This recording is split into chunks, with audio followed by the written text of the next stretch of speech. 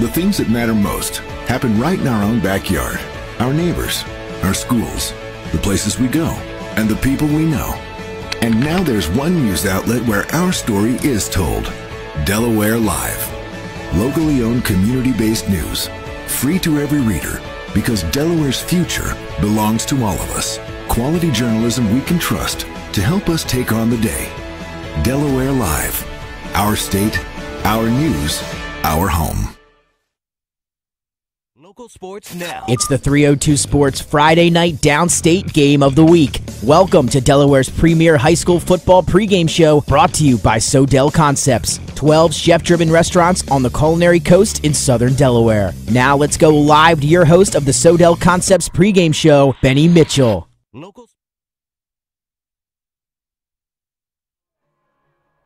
Hello fans, Benny Mitchell here alongside Scott Cameron. Welcome to the Sodell Concept pregame show on Delaware Live, powered by 302 Sports.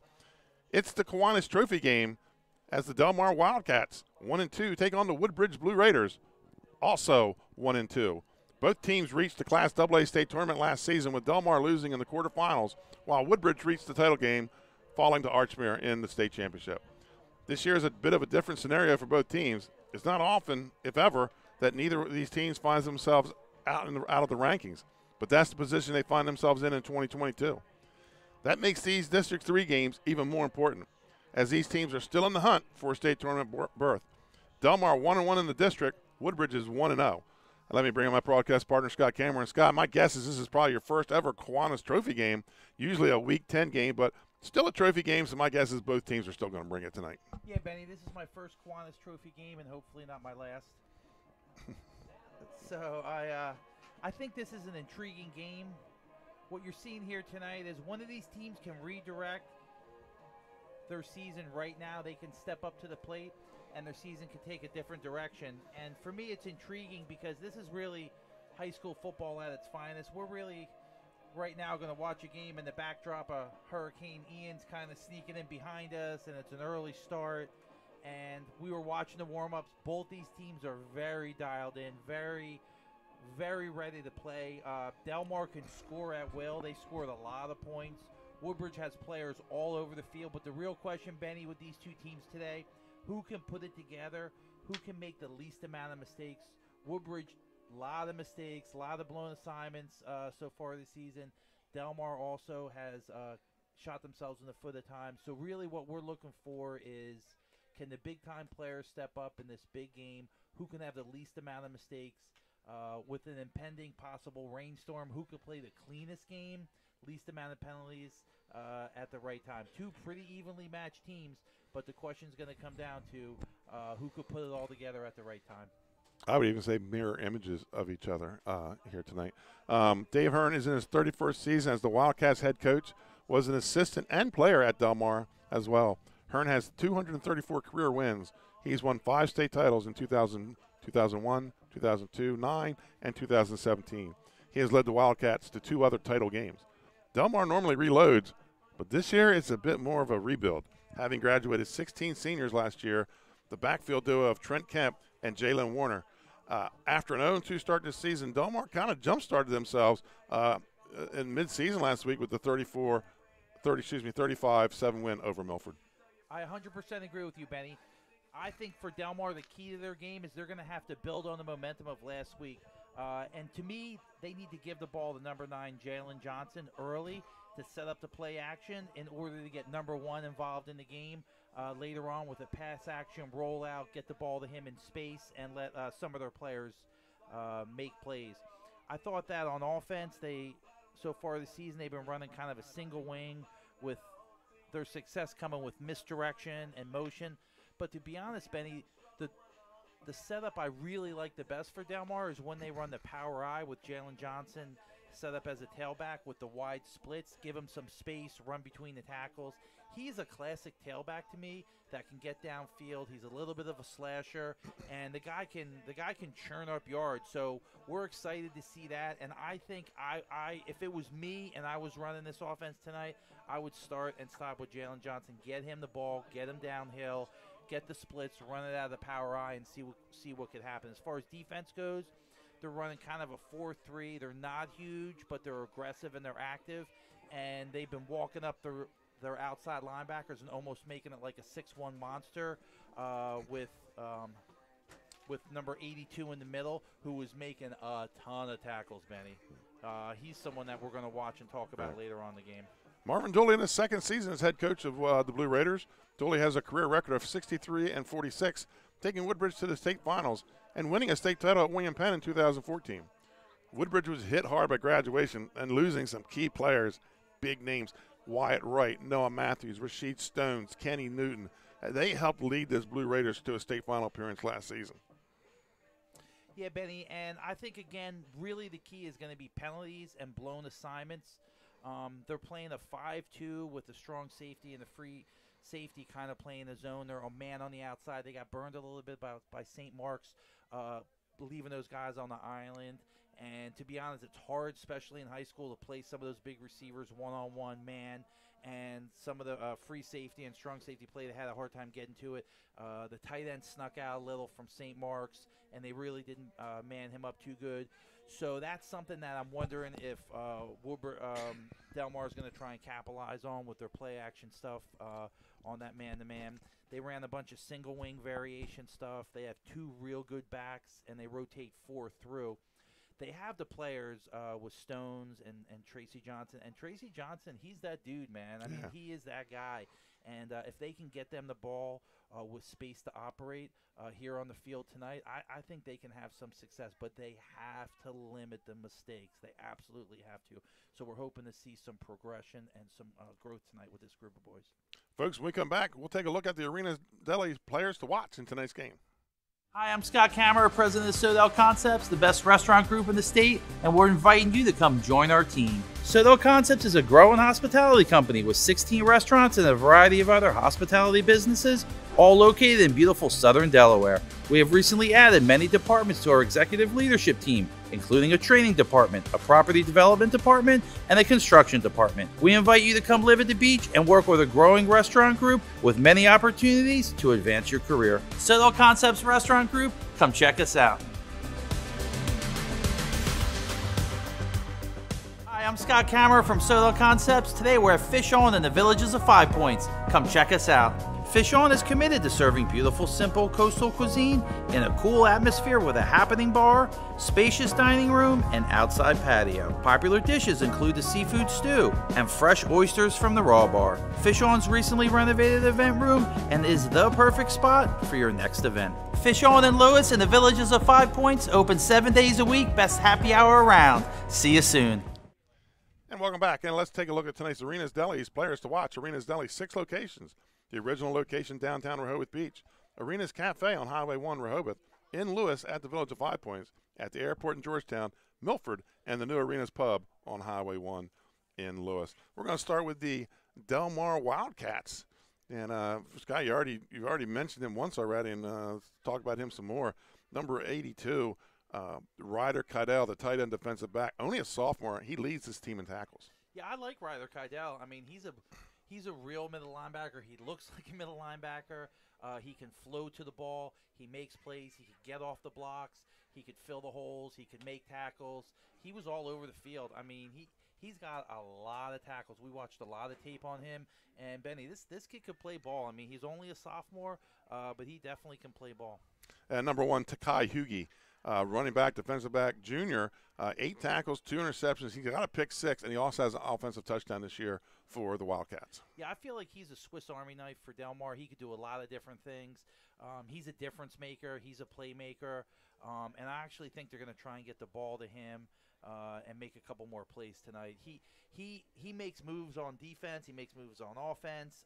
He had a pick 6, and he's played really good across the board. But I think he's a difference maker for this team tonight, Benny. And then finally, he's not listed as an offensive starter, but we're going to see him in the backfield before this night's over. Jalen Johnson, running back, defensive back. He's a senior. He had 2 touchdowns last week against Milford. Yeah, and he to me is a prototypical type, big slasher type runner. He stands a little up straight, but he's strong enough to shed the blocks. he had a beautiful tackle, a beautiful touchdown last week where he shed a couple arm tackles, guys that were trying to make plays on him without wrapping them up and driving, and he got into the end zone a couple times.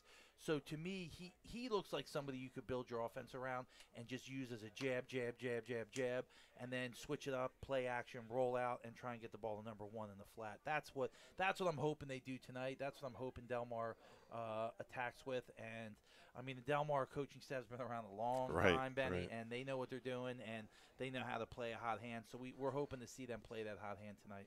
And I did make one switch up on you on the players to watch, Scott, because one of the guys I had was questionable with an injury. So we're going to start off with Quincy Whispers, the guy I added. Senior, fullback, tight end, linebacker, 16 tackles, 1 tackle for a loss. Marvin Dooley says, man, he loves this kid. He just gets after it. Yeah, I was watching him in warm-ups.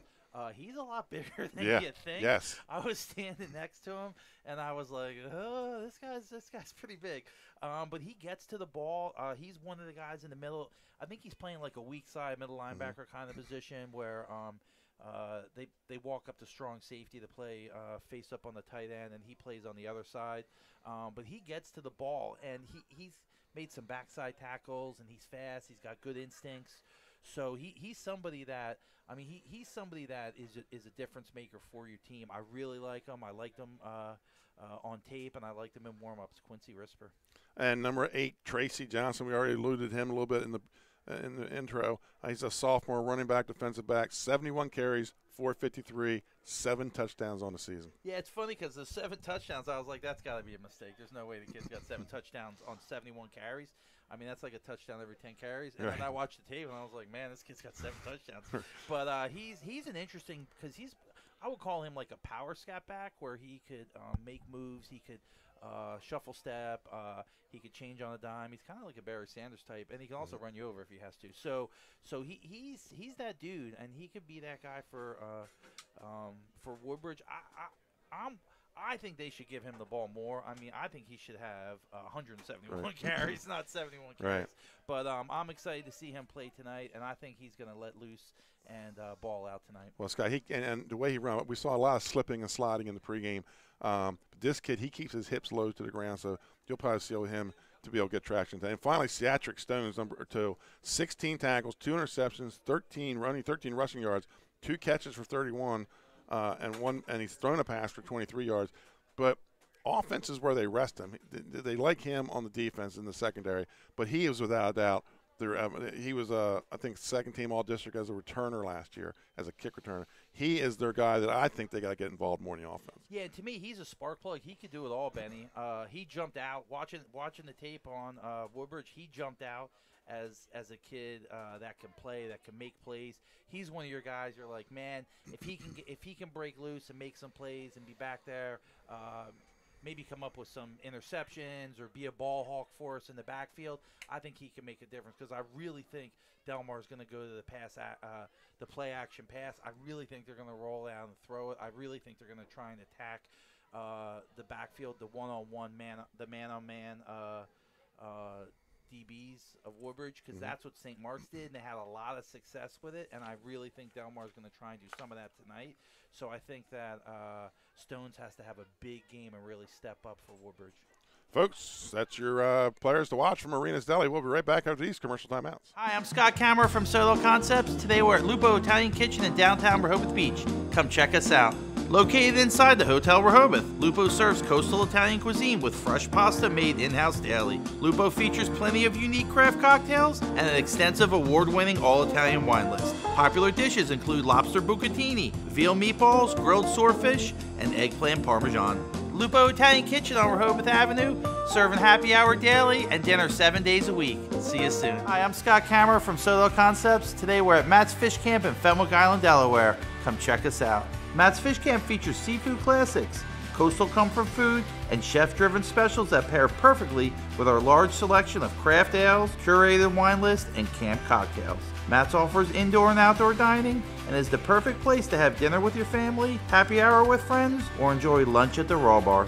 Matt's Fish Camp in Fenwick Island, Delaware, open 7 days a week year-round. See you soon. And welcome back to Greenwood, Delaware. You're watching the Citadel Concepts pregame show on Delaware Live Sports, powered by 302 Sports. As we're getting closer to kickoff, of tonight's Downstate Friday night game of the week. It's time for the X's and O's. So let's talk about what the Wildcats have to do to be successful tonight. Scott, I think they need to establish a short passing game. You've already alluded to that. Don't play behind the sticks. Force Woodbridge to throw the football.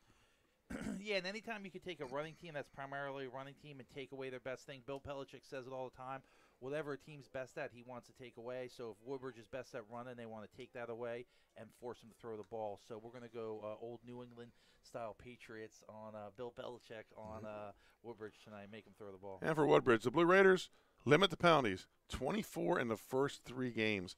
Get Seatric Stones involved in the offense. Get off the field on 3rd down. Yeah, Benny, and if they can limit the penalties, Woodbridge is going to be in really good shape. I was getting super stressed out watching all the penalties on tape, and I could hear my high school coach yelling at me about all the penalties. So I'm hoping that they really focus up tonight and they make the plays they need to play, can keep the penalties down. 24 in 3 games. The good thing about that is there's room for improvement. Right, absolutely. So waiting for Woodbridge to come onto the field. At the half, we're going to have post-game stats brought to you by Ace Handyman, located in Dover. Ace Handyman covers Kent and Sussex County, as well as Southern Delaware, Newcastle County. Call Nick Peeler today for your fix-it-up needs. And Dave Marvel, he'll be collecting up the stats, adding everything up for us here today as our statistician. Only one camera tonight, folks. We're expecting a little bit of Hurricane Ian here with some 15 to 16 mile-an-hour winds. So we pitched Trey in a tent tonight up top and try to keep them dry. And I think we're moving Dave into the press box. So we're going to bring you some high school football here in a minute. Let's talk about the AA rankings. Wow. I said on the show Wednesday night, instead of voting like we do, let's just use a Yahtzee cup and figure it out that way. Because, it's just been going all over the place. Howard is your new #1 team ranked in AA. They moved from number 3 after beating Archmere, who drops down to number 2. St. Mark's drops a spot to number 3. Wilmington Friends stays at 4. Caravel stays at 5. Lake Forest stays at 6. Newark High School, interesting enough, moves to number 7. They were unranked, and they moved there on a loss, losing to St. Mark's in overtime. So Newark getting the Yellow Jackets 2-1 on the season. We'll get down to single A, where there's been no changes in single A. Laurel is your #1 team. St. Elizabeth's number 2. Seaford right now 8-8 with Indian River in the first quarter. Odessa 4. Tatnall 5. Wilmington Charter 6. And St. Andrews. Scott, you want to take away the AAA for me? Absolutely. And back at #1, so far this season's Middletown. Smyrna's number 2. Sussex Central, real tough team that we've seen a lot. It's number 3. Dover's 4. We were just talking about what they got going on, and they got it going on in Dover. Salesianum's 5. St. George's 6. And Appoquinimink, which was not rated, they jumped up to number 7. Almost kickoffs. Let's go to the turf report. We're playing on Bermuda grass tonight. It's in excellent condition, although it's now starting to get a little wet and slippery. 62 degrees and some light rain right now. That rain is going to pick up, blowing from right to left on your screen. You'll see it when it starts. 16 mile an hour northeast wind. So we're getting a little bit of an Ian here in Greenwood. I'd like to take a moment to thank our 2022 sponsors, Barkley Heating and Air, Capstone Homes, Ace Handyman, John Juan Johnson State Farm, Arenas Deli, Active Pest Solution, Louis Pizza, Lasher's Barbecue, Sodell Concepts, Sunbelt Rentals, and Grandpa Max.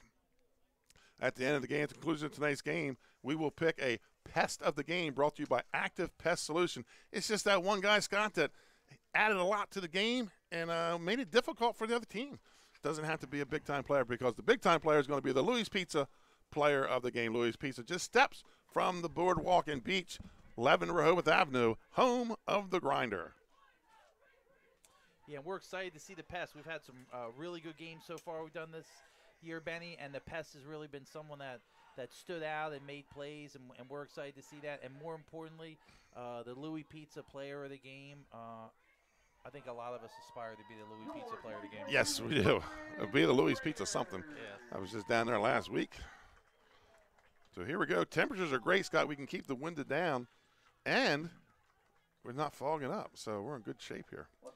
It's actually beautiful. If the rain holds off, this is going to be really an incredible night to play football. It's really what Friday Night Lights is all about. Right. This is a game that I think that they'll remember.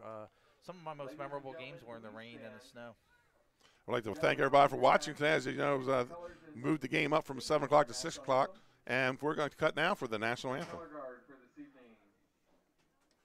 Cadet Donnie McClements, Cadet Seth Swigert, Cadet William Smith, and Cadet Hunter Payton.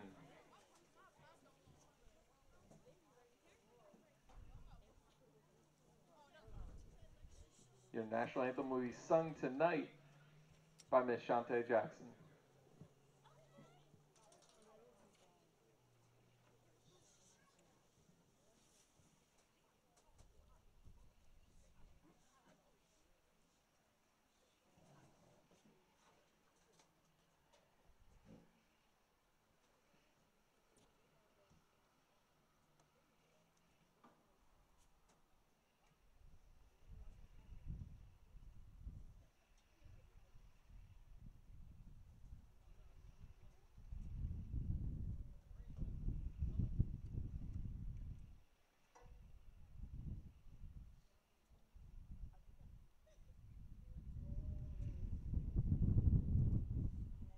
And you see by the dawn's early light what so proudly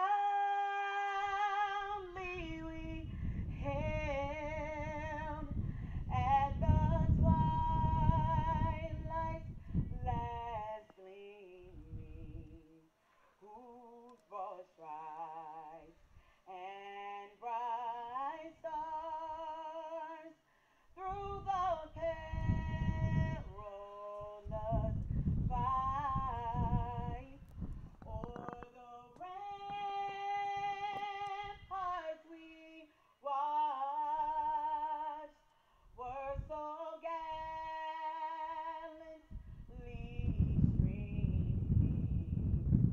and the rockets red-glare, the bombs bursting in their hair, gave proof through the night that our flag was still there. Oh, say, does that star-spangled banner yet wave o'er the land of the free and the home of the brave?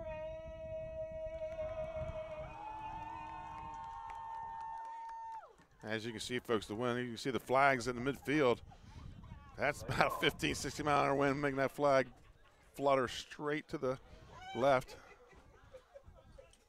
So that's going to be tough for kicking conditions down on the right end of the field. Benny, it might be a good night to kick a field goal when the wind's at your back. Yeah, you might get a record. You might get a record, yeah.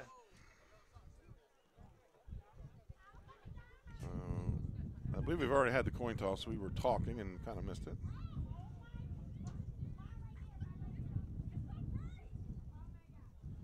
Looks like Delmar is going to kick off, and Woodbridge is going to receive. So Delmar in the blue helmets, white jerseys, orange pants. They'll be going from right to left on your screen. Woodbridge in the all royal blue will be receiving and going from left to right. Back deep, number 32 for Woodbridge. Remains 33, Tyler Ely. And number 6, Jacaire Banks. Raiders are coached by Mr. Marvin Dooley. Wildcats are coached by Mr. Dave Hearn.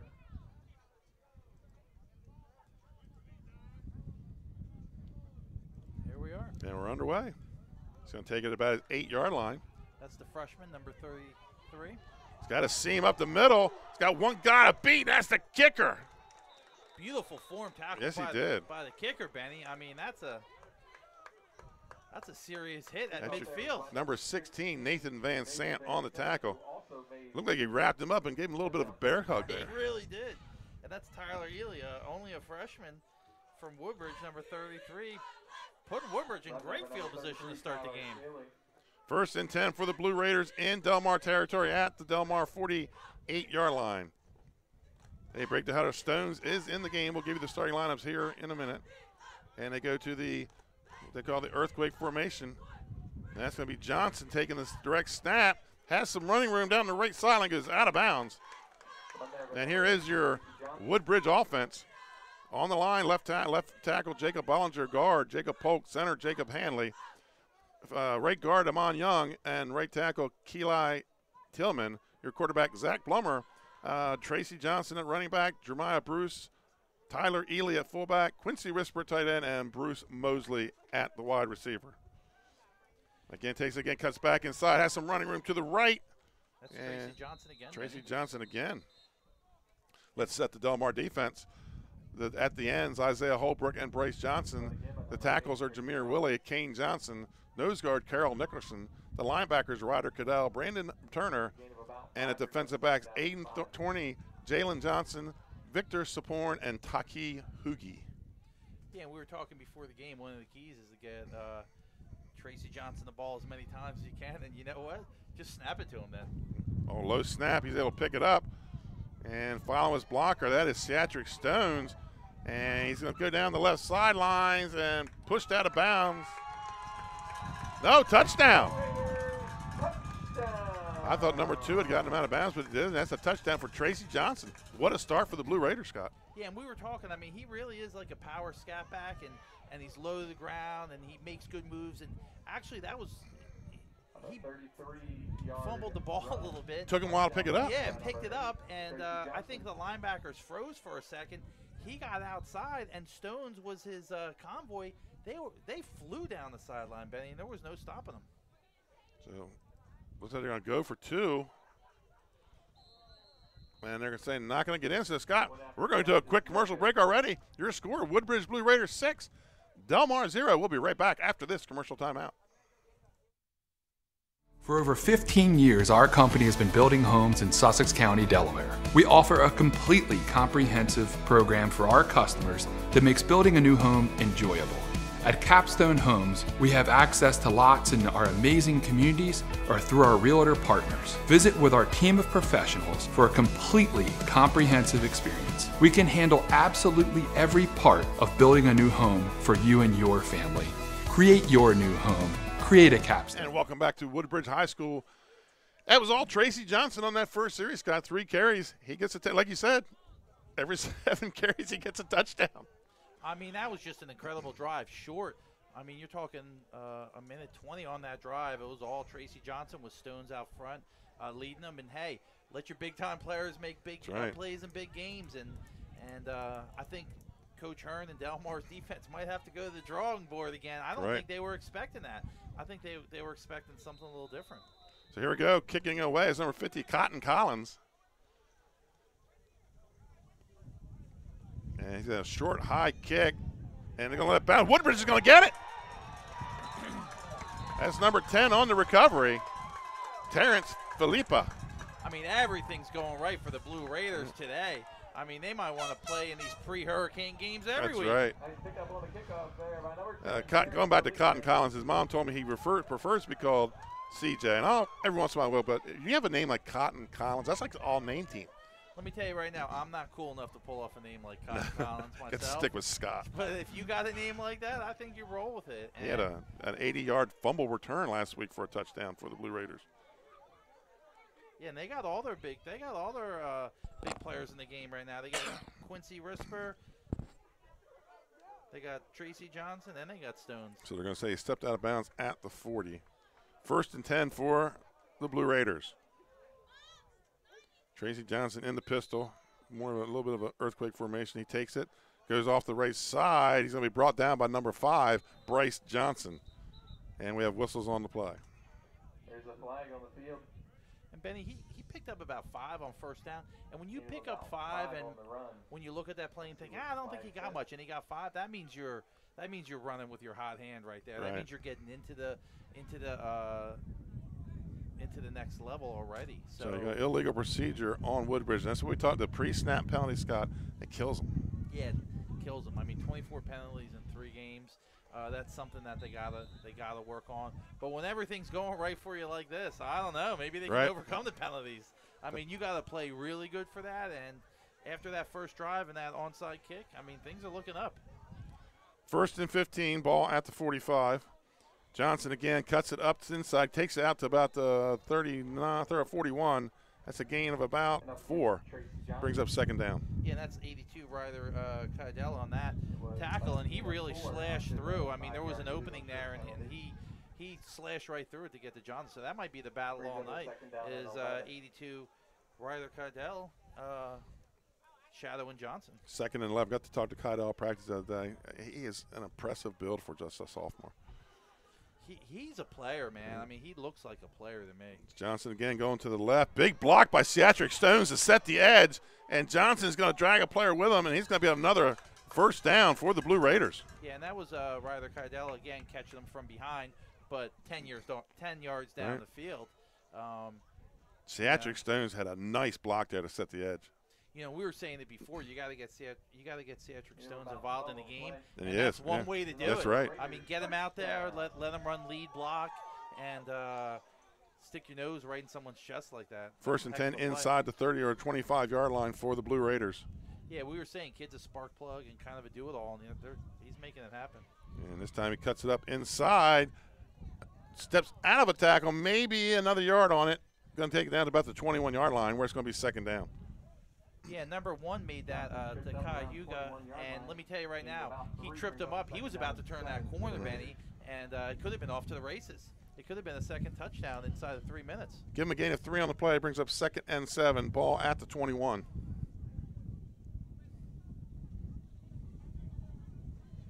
Same formation with Tracy Johnson. Oh, Tracy Johnson bobbles the snap, breaks a couple tackles. There's just too many Wildcats there on that one.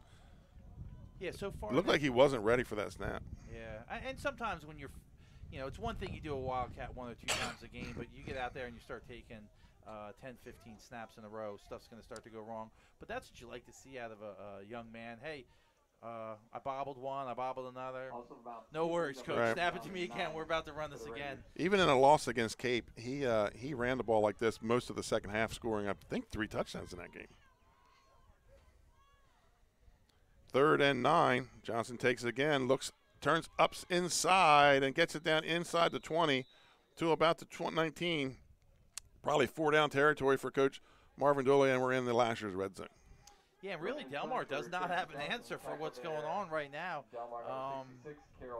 You know, they need a stop here, get the ball back, and try and get some momentum. They're looking a little down, Benny, and they weren't expecting this to come out and for this to happen here early in the first quarter.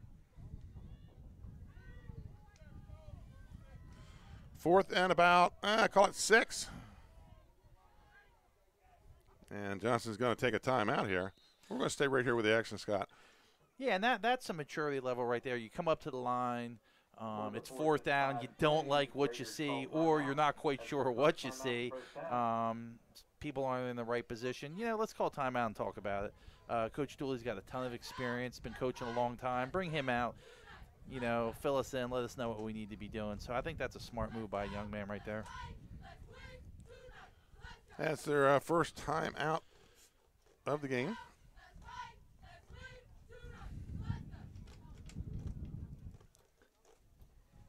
So what do you think Delmar's got to do here to kind of? Right now, Woodbridge, they're just putting hat on hat, and you know, and dominating the line, and you know, he's taking the way he's running this. He's not running towards a certain hole. He's running to what's open. You've seen he's cut outside, he's cut inside. He's making that decision right when he gets to the line of scrimmage. And so far, Woodbridge has had a hole there somewhere where he can gain 3 to 5 every play. Yeah, it's almost like he's running like it's not really a zone block, but I think they're just manning him up like you're saying, and he's looking for the opening down the line. We have a whistle, but I don't see any laundry. But they're going to call procedure on the Blue Raiders. You can only throw the flag on the ground so many times when it's raining. Yeah, it's going to get wet, right? Yeah. So that's going to bring up a 4th and 10. Looks like they might be switching personnel here. Looks like it was a false start. So that's what we talked about in the pregame. And it's not new here to Woodbridge. There's been 3 coaches that I've seen, almost like they get a reputation. as a team. Did the holding penalties, the pre-snap penalties. It's just tough when you come up, got to call a timeout, and then have a legal procedure. Right. Johnson drops it, but that's a 4th down. So Delmar's going to get the fumble recovery, and it's going to be 1st and 10, the first possession for Delmar. So. Yeah, and Woodbridge just got to shake that. I mean, it is what it is. It's 4th and long anyway, in 4-down situation. Ball slippery. You got to live to fight another day, and let's get out on defense and get a stop. It looked like they were going to try to hit Satrick Stones, get him in space there. That's what I'm thinking about. I mean, you used him as a lead blocker on all those times, and let's just take a step back and pitch it to him out in space and let him make a play. 1st and 10 for Delmar at their own 25-yard line. And we have whistles again. Flag on the field. And it's going to be offsides, Woodbridge. So let's set the offense while we have a chance. At the time, left tackle Garrett Cooper, left guard Dane Carney, center Scott Messick, right guard Hunter Wright, and the right tackle Derek Fuchs. Quarterback Gavin Powell, fullback Brandon Turner. Halfbacks are Taki Hugie and Anthony Jackson. Tight ends are Gage Winter Moyer and Victor Saporn.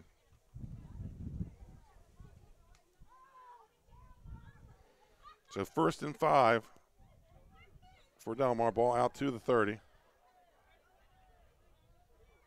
Power I formation. And it's going to be Johnson on the carry. He's got the 1st down. Johnson looks like a real prototypical tailback to me.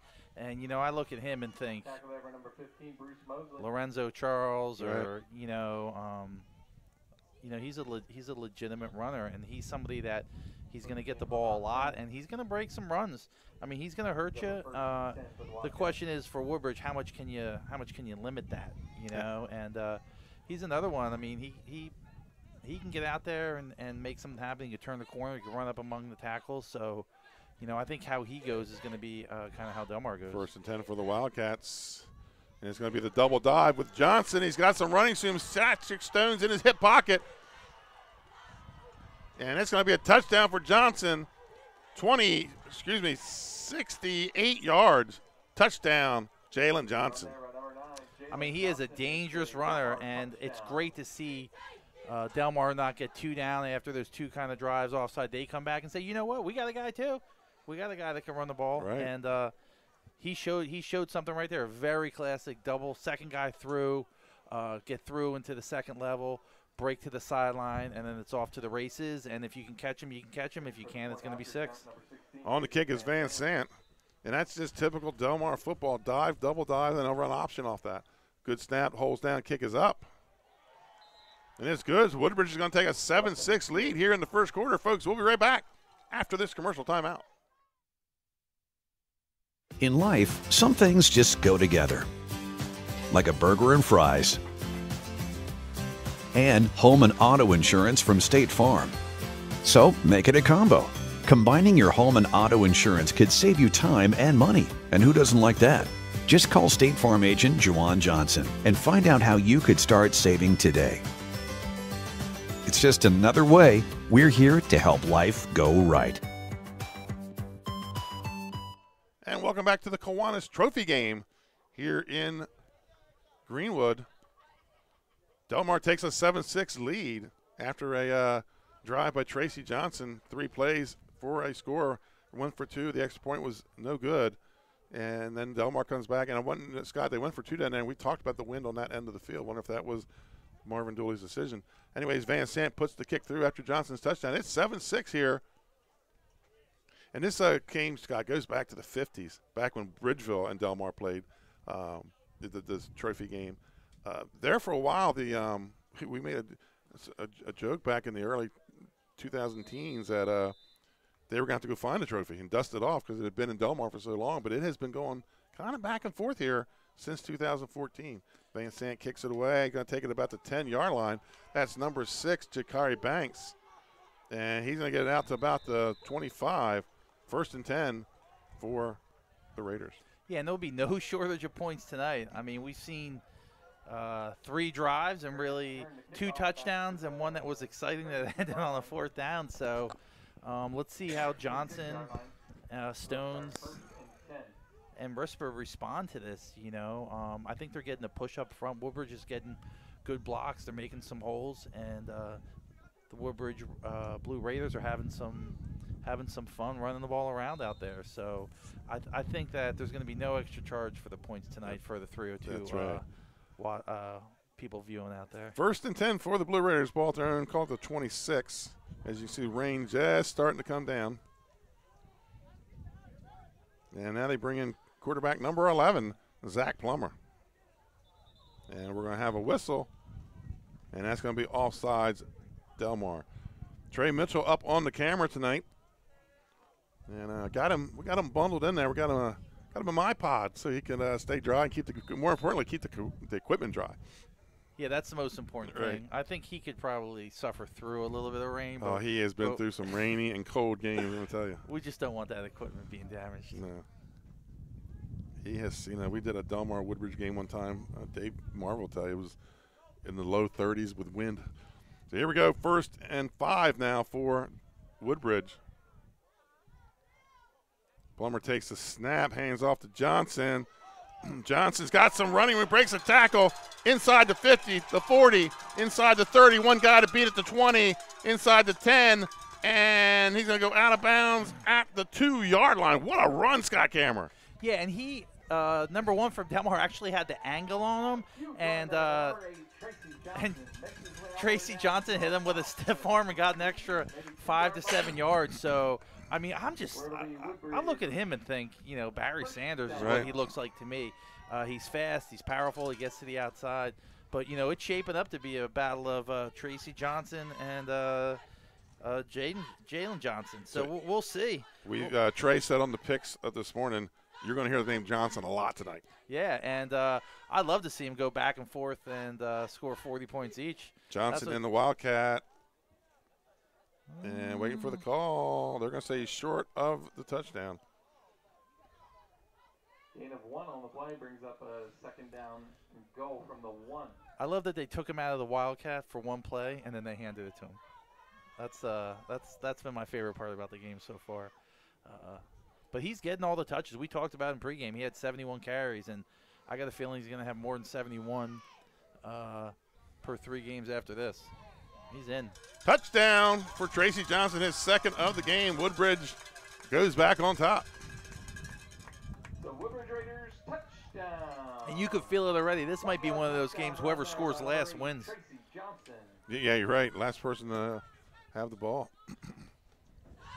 So Tracy Johnson, his 2nd touchdown of the night. He's got to be over 100 yards already. His stats are going to be gaudy. Johnson in the pistol. Takes the snap, cuts it back inside, and the 2-point conversion is good. Woodbridge takes a 14-7 lead, and we'll be back after this commercial timeout. Congratulations, Dover Federal, on 60 years in business in Delaware. You've been by our side since our doors opened. Thank you so much for giving me a call on so many years ago when I had no credit. You helped our business grow into what it is today. As a military family, thank you for supporting the financial needs of servicemen and their loved ones. Happy anniversary, Dover Federal Credit Union. Happy anniversary, Dover Federal. Thank you. Thank you. Local people, local decisions, Dover Federal Credit Union. And welcome back to Greenwood. Your score, Woodbridge 14, Delmar 7. Just stuck her head outside and asked our statistician, Dave Marvel. He says 150 yards already for Johnson for Woodbridge, Tracy Johnson. 2 touchdowns, a 2-point conversion on 11 carries. Like we said, you're going to hear Johnson a lot tonight between Jalen Johnson and Tracy Johnson. 2 outstanding running backs here in this game tonight. Cotton's on the kick. Back deep, number 9 is Jalen Johnson, and is that a 1 on the far side? Yep. Tyke Hugie? Yep, Tyke Hugie. This one, Collins kicks deep. It's a knuckleball, and Johnson's going to pick it up inside his own 15. Comes to the near sidelines, and there's going to be a flag on the play. Taken out of bounds by number 6, Banks. Looks like a holding. Yep, hold on, Delmar.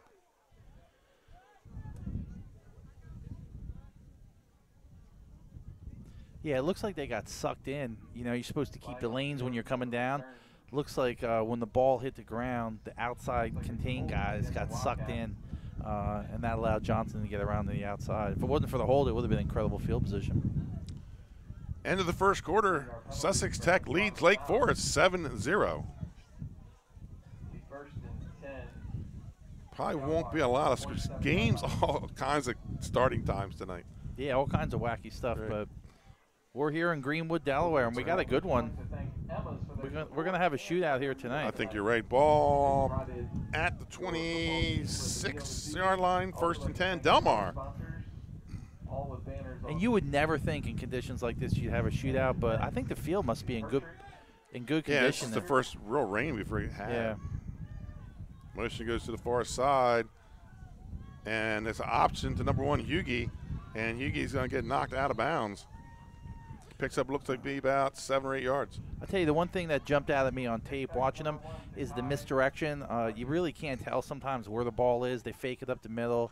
They got it coming back the wing, cutting through. So, I mean, they definitely try and deceive you a little bit. And then Delmar, they've known for the dive, double dive, and then they'll option off that. That was kind of a high pitch there.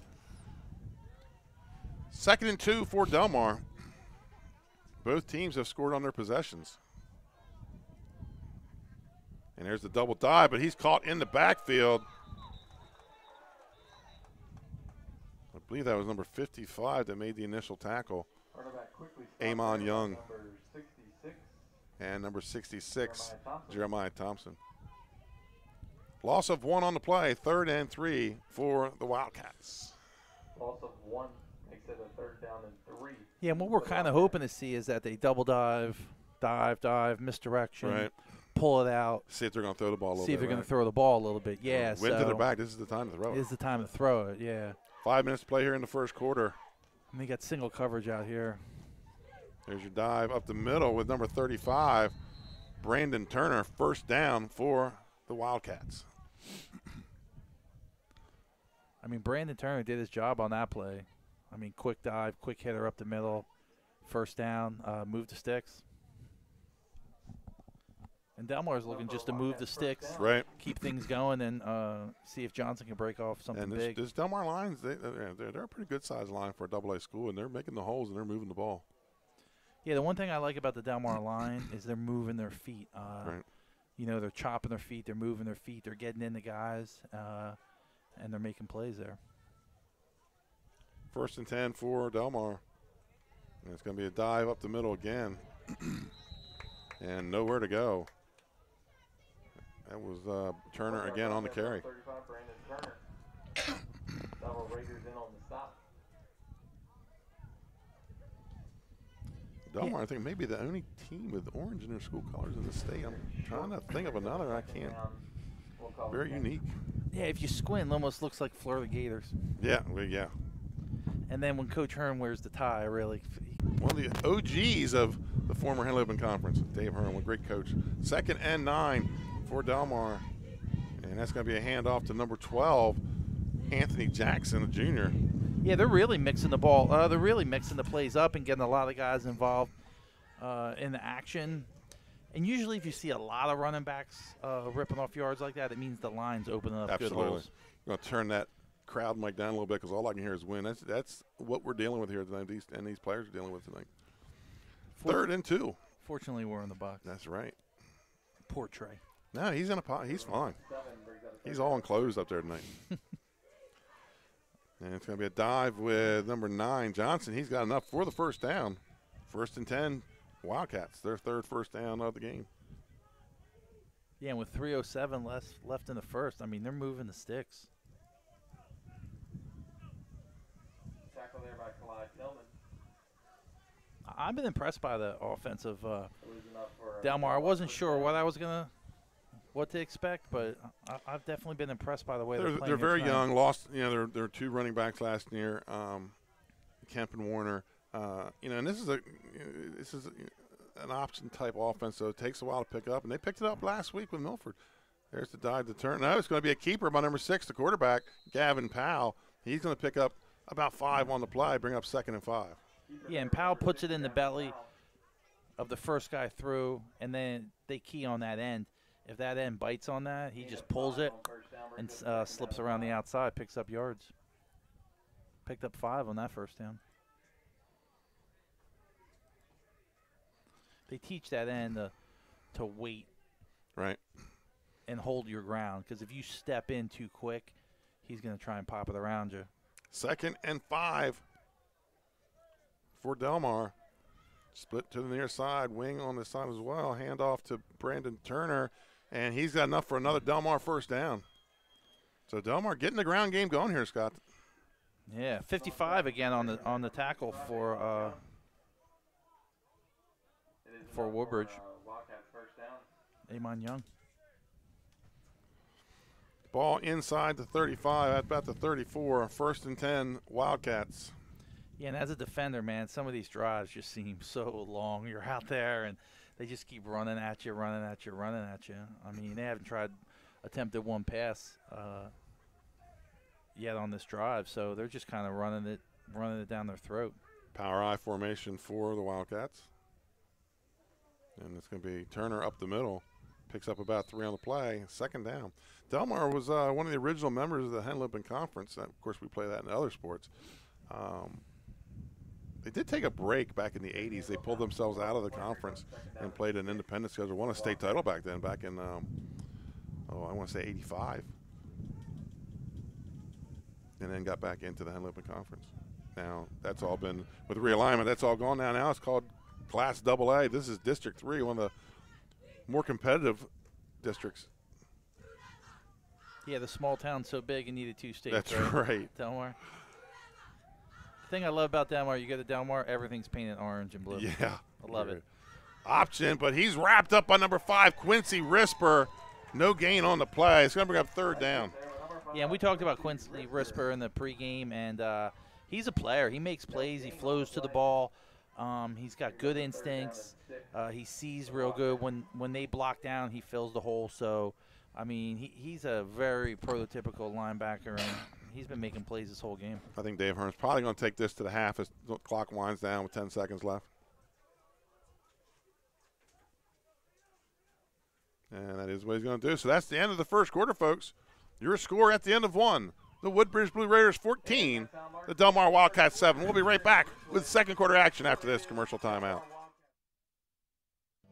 At Ferris Home Improvements, your family's comfort and safety is always our top priority. If you call us for your roofing, windows and doors, siding, decks, kitchen, and bathroom needs, you can expect health-screened craftsmen who wear gloves and face masks and follow minimum 6-foot distancing, virtual conferences to discuss project details, job quotes delivered electronically or brought to your door for your review and approval, and our showrooms in Newark and Rehoboth Beach remain open for limited appointments. We're here together. Operating with precautions. To protect our staff. And our customers. At Ferris Home Improvements, your family's comfort. And we're back as we were coming during the break. We heard them make an announcement they're looking for officials, folks. Delaware Delmarva Football Official Association. Look them up on the internet. If you would like to be an official, they need some young guys. Need some new blood. I'm not it. You look good in stripes. So it's going to be 3rd and 7 here for Delmar as we start the second quarter.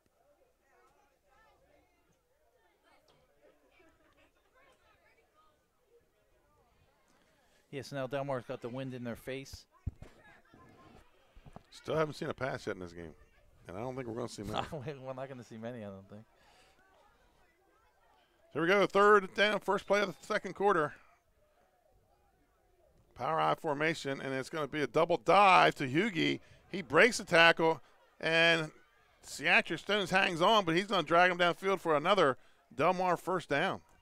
Yeah, and it's good to see Hugie getting into the offense here, and he's a playmaker. He's a slasher. We talked about him before in the pregame, and he's kind of a Swiss Army knife for them. He's kind of a do-it-all guy. So if they can get him moving and ripping off big runs like that, along with Johnson, it might be a long night for the Woodbridge defense.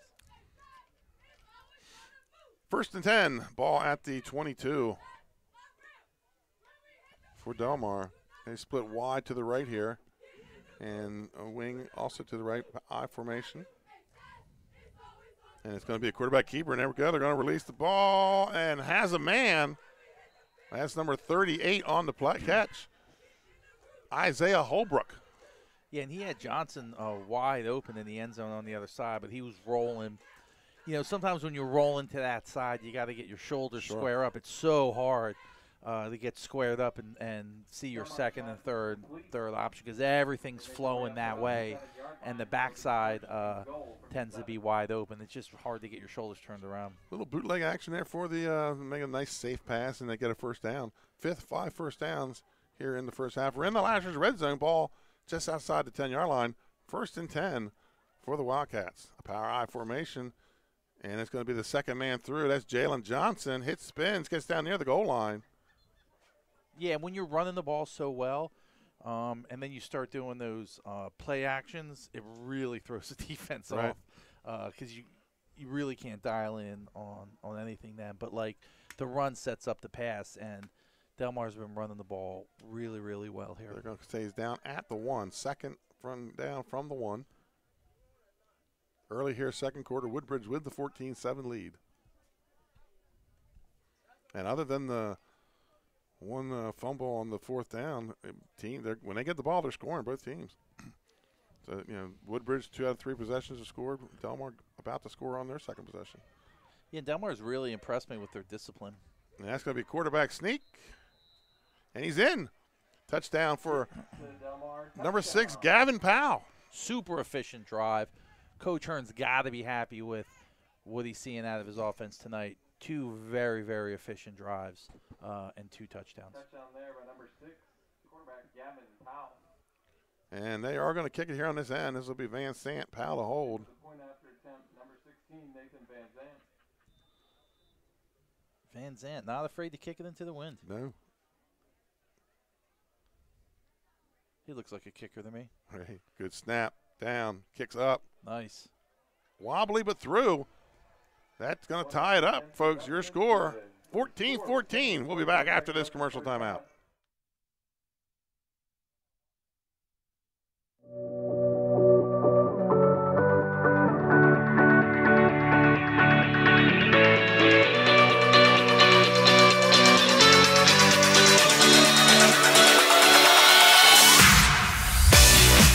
I'm Chef Hari Cameron. At Grandpa Mac, pasta's our thing. We serve quality food fast that's not fast food. We make everything in-house and serve something for everyone. We're open 7 days a week for lunch and dinner. Follow the noodle to Grandpa Mac. And welcome back to Woodbridge High School. 10:24 to play here in the first half. And it's just like we started. It's all tied up. This time it's 14-14.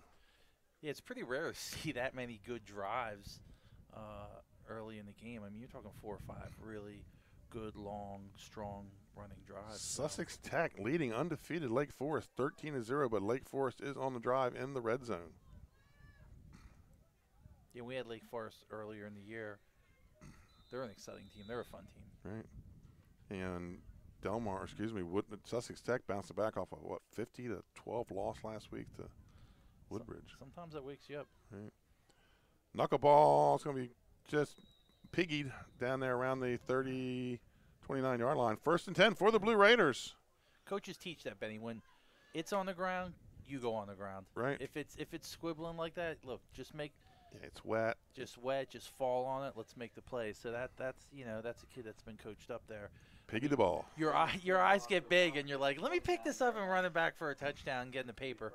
But falling on the ball, live to fight another day. That's the way to play. 1st and 10 for the Blue Raiders. And they're going to have Plummer at quarterback in the pistol with an up back. Takes a snap. Pitch out to Johnson. Johnson running off the left side. Takes that across the 35 where he's going to go out of bounds.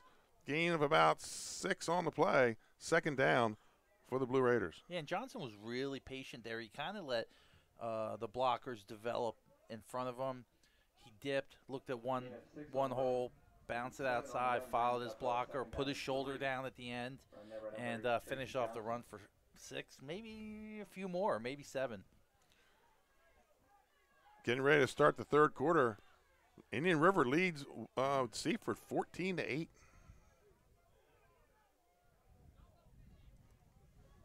That's going to be a handoff to number 33, Ely, and he's got the first down for the Blue Raiders.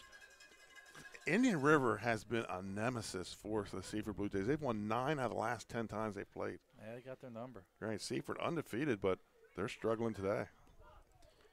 Yeah, First and 10. It's good to see Ely get the handoff. He ran the opening kickoff back, put him in great field position. He's the freshman, number 33, and picked up the first down there on a really great run up the middle. Ball at the 46-yard line. And that's going to be Johnson. He just like knifes his way through there. He's got a first down, Scott. He's just another quick hitter. Yeah, and you guys got to keep playing your hot hand. I mean, especially in high school, if you got something working, let's run it till they stop you. And so far, they haven't really stopped him at all on any of those plays tonight. So let's keep it rolling. Right. And 100 carries would be perfect for Johnson. Well, I think the fans in the stands say, "Yeah, keep running that ball. Keep running that ball. Get us out of here about 8:30." Shotgun snap, and it's going to be a reverse to number 18, Jeremiah Bruce. Boy, he puts his head down and gets some extra yardage. He's going to be another Woodbridge first down. Scott, you talk about trucking the defensive man. Yeah, and Bruce is a problem. He's a problem. And that little inside misdirection, and if you're flowing down the line looking for the ball and all of a sudden you see big number 18 coming at you with it, you're going to want to think twice about stepping up into that hole. People might say this is just no defense. No, this is good offense. These guys both teams are putting a hat on a hat, creating holes, and we're just seeing a good run game. I'm actually really loving the play calling. And it's going to be Johnson again, and he's going to pick up about 4 on the play. Yeah, I feel like the play calling's been really good. They've been keeping them on their toes. They've been mixing it up a little bit, misdirection, and they've actually gotten a lot of guys involved. Even though Johnson's had the majority of the carries, they've had a lot of guys. They've had a lot of guys involved. Pick up a 3 on the play. 2nd and 7 for the Blue Raiders. Ball at the Delmar 30. 14-14 here, second quarter. High snap. Plummer's just got to pull it back down, and he's a big number. 73 was all over him. That is Jameer Wiley. Yeah, not handling the snap is kind of what bogged down their one other drive, too. Right. So. Also about 4. It's going to bring up a 3rd and 11. And, we talk about not playing behind the sticks. And that's what Woodbridge twice has put themselves into on the drives that have stalled. Now, would you consider this 4-down territory? Absolutely, yeah. Yeah, especially if you punt it, you're going to punt it into Bridgeville. Yeah.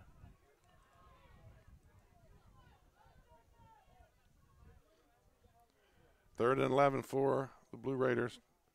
And it's going to be a handoff to Johnson. Johnson knifes his way to about the 30. That's going to bring up a 4th down and about 7. So he gets back to the line of scrimmage for the high snap.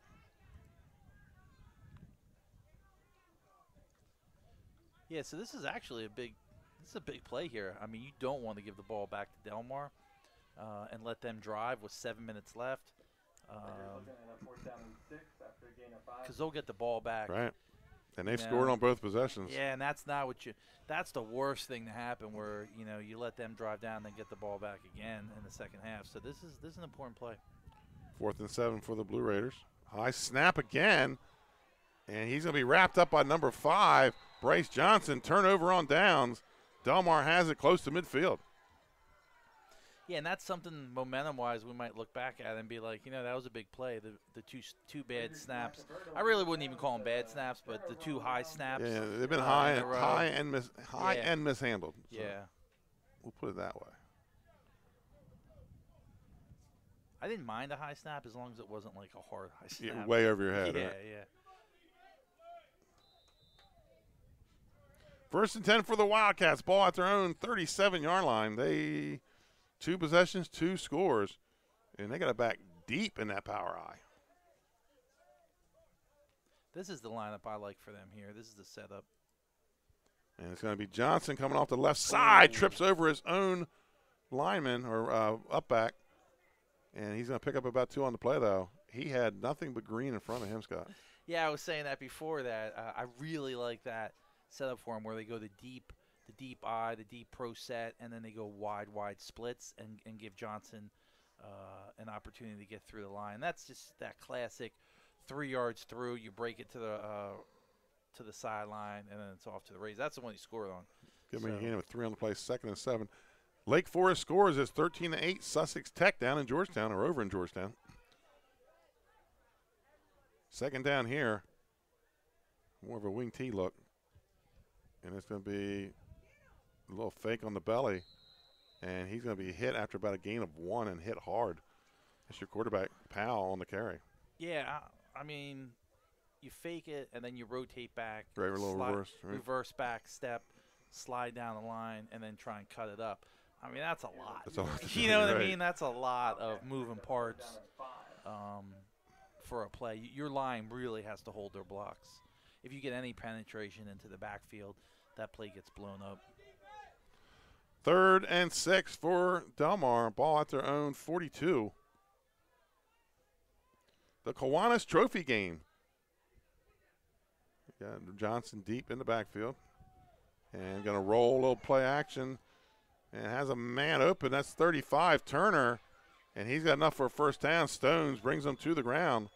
Yeah, and Turner was the guy they faked it through coming through the middle. So really, he's that's like your wing T waggle there. Yeah, and he's really a linebacker's responsibility. So now you got your fullback against the linebacker in space. If I'm Delmar, I don't hate those odds. No. I don't hate that. Cross midfield, 1st 10 and 10 at the Woodbridge 42 for Delmar. Yeah, what you don't want is your fullback coming through and throwing it to him with a free safety, sliding over and picking it off. That's really what you're afraid of in that situation. Motion goes to the far side, and we're in that eye with a deep eye again. It's going to be the double dives of Jalen Johnson, and he's got ahead of his steam when he hits the hole. He's going to pick up about 9 on the play. Yeah, and he's running kind of upright and shaking his shoulders, and he's a problem. He's a problem for Woodbridge tonight. For those of you not familiar with the Kiwanis Trophy game, Scott, the trophy won't be handed over tonight after the game. There's a dinner on Sunday night where the trophy is presented to the winning team. Oh, yeah? What do we have? Yeah, well, we're not invited. Is that the Kiwanis Club? I would guess, yeah. I would imagine if it was at the Bridgeville Greenwood, it'd be Scrapple maybe. I don't know. There's a lot of that over here. Or maybe that Greenwood chicken. Yeah. Yeah, there you go. 2nd and 1. I was an hour late to work one time because I stopped to get that chicken. Flags on the flag, waiting in line. And I was going to a restaurant to work. That was the worst part, yeah. I do love that Greenwood chicken. Mm-hmm. Illegal procedure on Delmar. That's going to back him up to a 2nd and 6.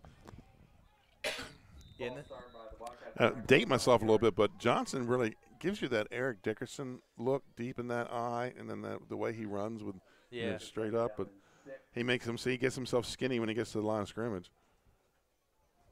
Yeah, and this is like the worst case scenario for Woodbridge is this long drive, clock's ticking, 4 minutes left, and they're getting the ball back. And this could be a monumental swing in the game right here. Of course, it is high school football. Anything could happen. And there it is. Hand off to Hugie. There's going to be another flag on the play and a whole bunch of Woodbridge Blue Raiders. I thought they held that guy coming through, but we'll see what the call is. It's against Delmar.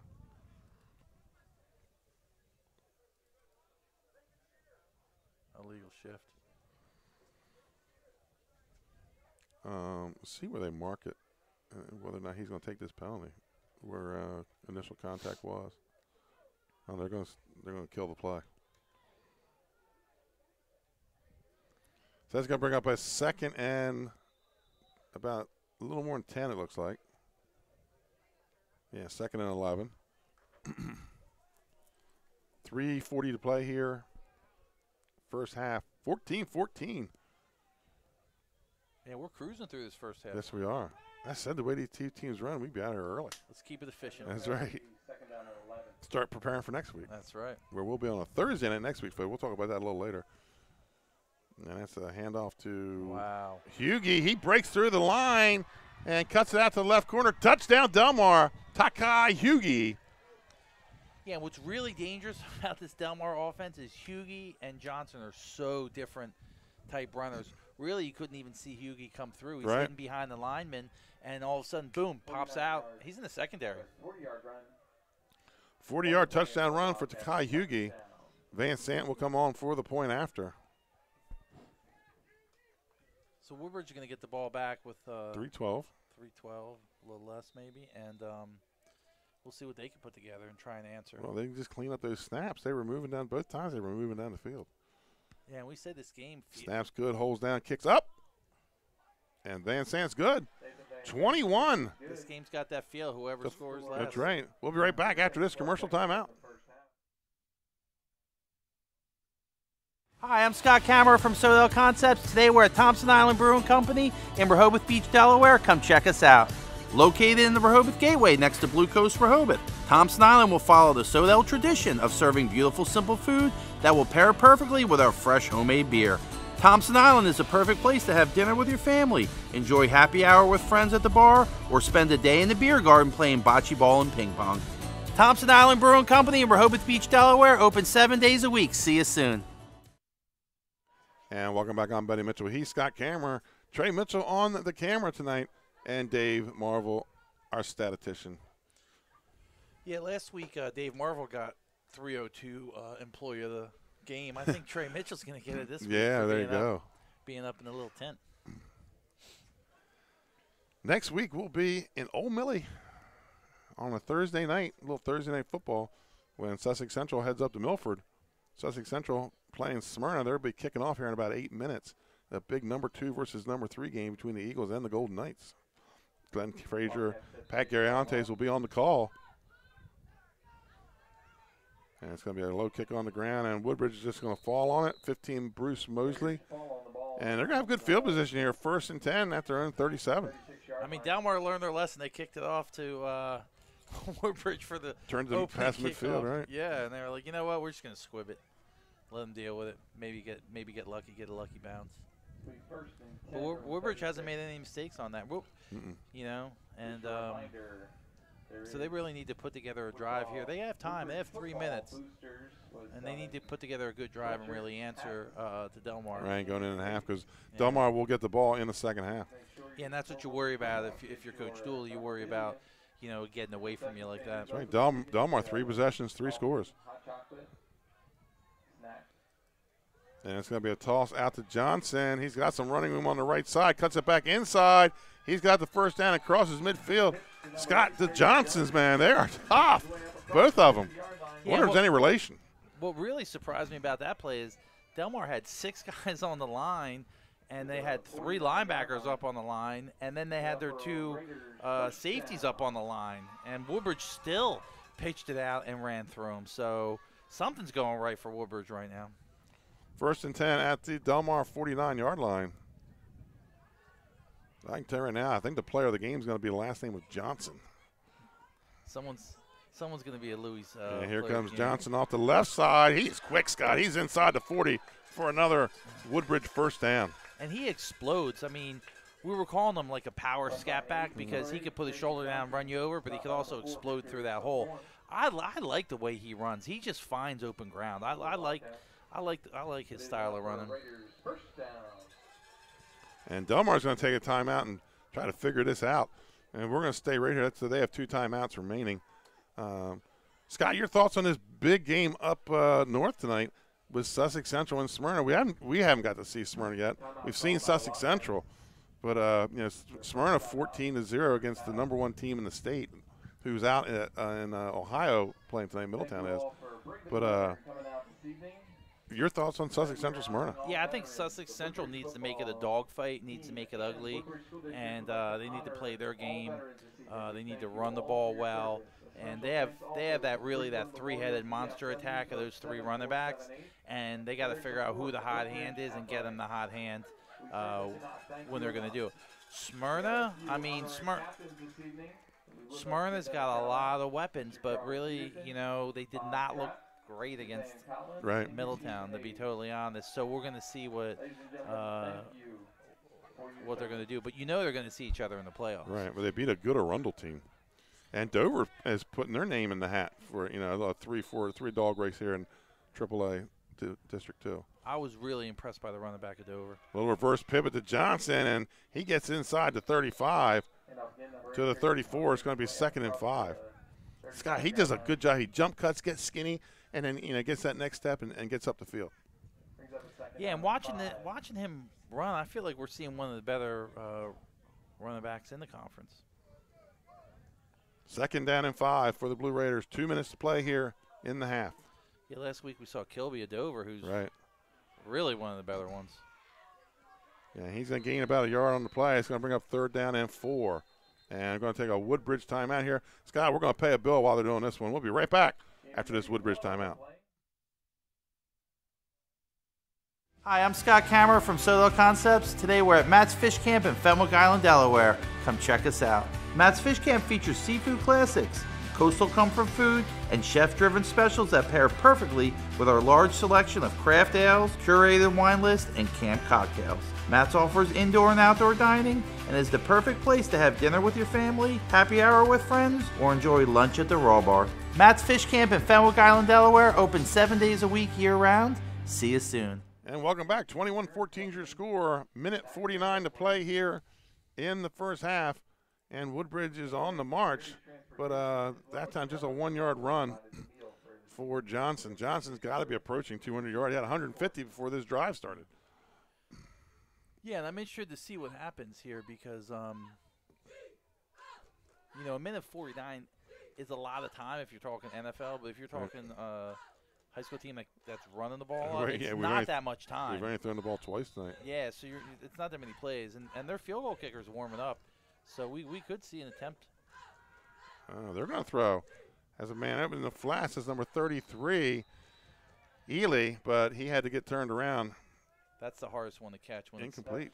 When they throw it to the other shoulder. Yeah, when you're spinning around and the sky's moving on you. Yeah, it's hard enough to catch it running down the field, but when you get spun around like that, it makes it really tough. 4th and 4. Woodbridge is going to go for it.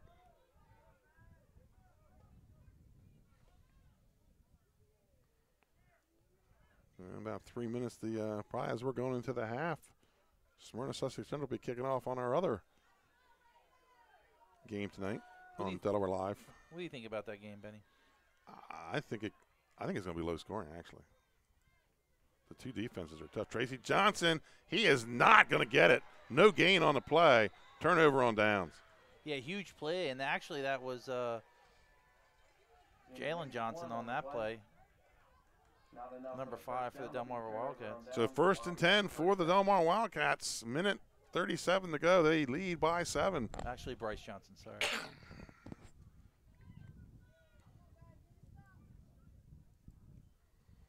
So an entertaining Kiwanis trophy game. Yeah, that's not what you wanted to have right there, though. I thought he could maybe have stretched that out a little bit. He turned up and then tried to go outside, but by that time there was 3 Wildcats there.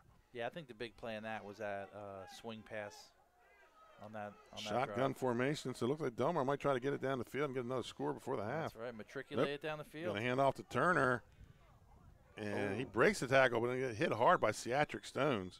Pickup of about 6 on the play. Brings up 2nd down. Seatric Stones has been all over the field tonight.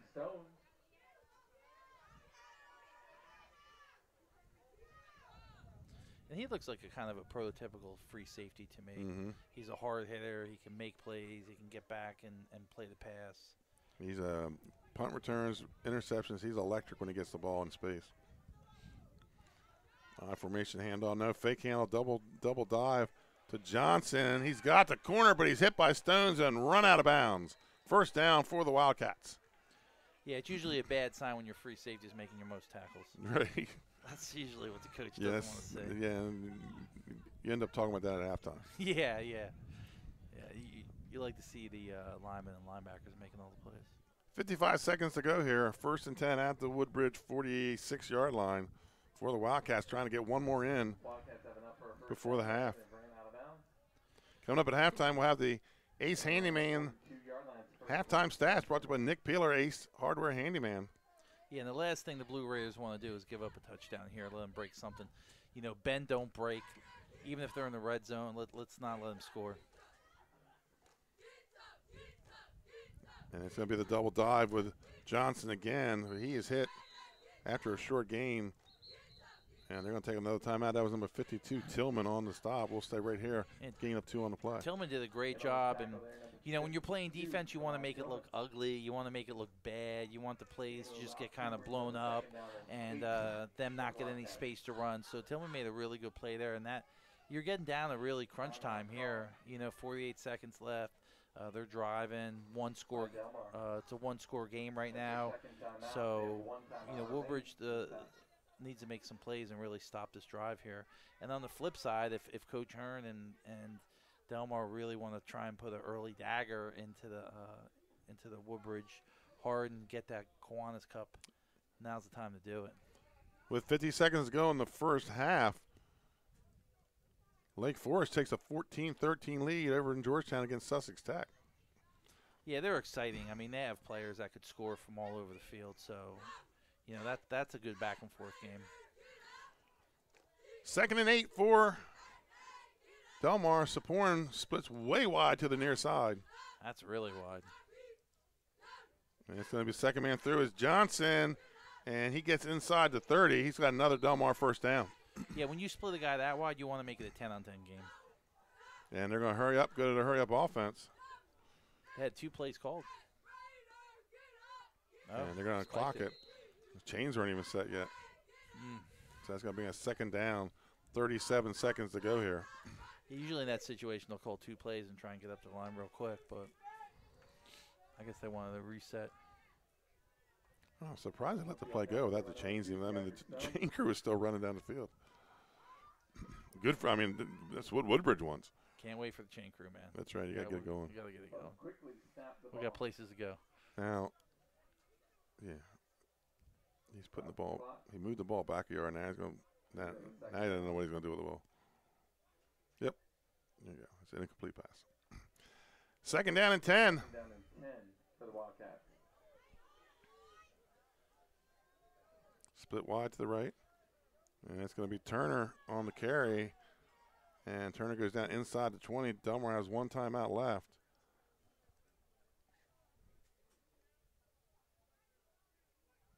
That's a first down for Delmar, their 10th of the half.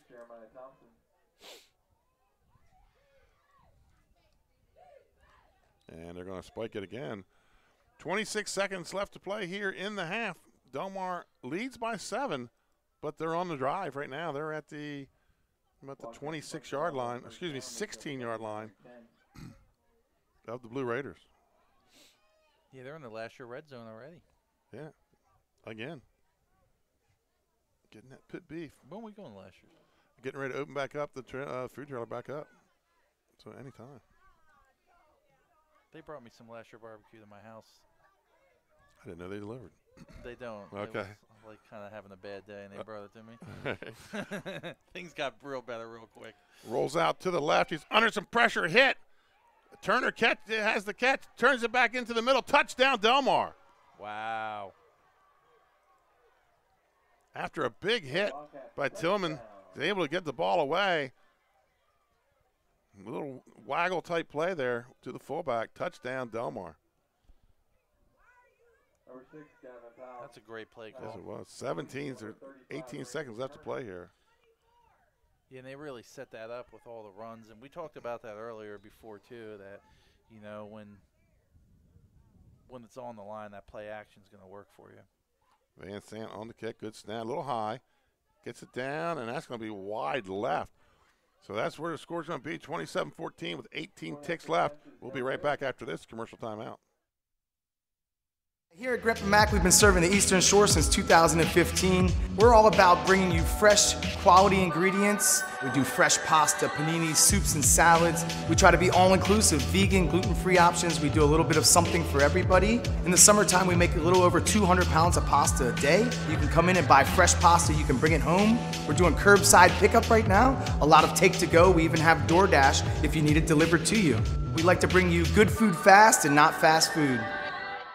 And welcome back. Late score tacked on by Delmar. Scott, we'll have to see when they come out the half if the defensive coordinator's clipboard survives the halftime speech. You've got to be, as a defensive coordinator, you got to be upset that they score on that drive that quick. Yeah, that's minute 40-something when they got the ball. That's one of the situations where the head coach turns to the DC and says, just don't let him score. Right, right.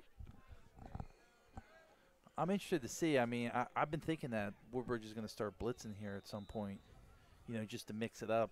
Just because they're standing back and catching a little bit, right. And that's not the situation you want to be in. You got to try and attack a little bit. Number 15, Mosley, is just going to catch the ball and keep it on the ground. Trying to see why time went off there. I mean, he caught it with a knee down. Anyhow, 3 seconds run off the clock, so 15 seconds to go here. 15 seconds left. 1st and 10, ball at their own 36-yard line, so maybe 2 plays. Woodbridge does not throw much. Yeah, really the difference in this game has been a couple stalled drives by Woodbridge. And Delmar's touched the ball. Delmar scored. Delmar scored every time. They've taken advantage of pretty much everything that's happened out there. And really the big difference is those couple high snaps on those 2 drives. 1st and 10 for the Blue Raiders. They flipped a little trouble getting lined up. Drops back, looks down the left sideline, looking for Johnson. Incomplete. Had 2 receivers or defenders on him. It's going to be 9 seconds left here. One more play probably for the Blue Raiders. That was a nice ball by Plummer. I mean, he had some nice air under it. Good tight spiral. He just overthrew him. I think sometimes you don't throw a ton. You get excited. You're like, man, you see that guy running that. I guess that was a skinny post of some kind. But, hey, I'm gonna throw it up there. We're going to score. But he just overthrew him a little bit. 2nd and 10 for the Blue Raiders. Ball at their own 36, probably the last play of the half. 9 seconds left to play. He's got an arm, though. He does. He can throw it. He can throw the ball. Again, there seems to be some confusion on how they want to set up.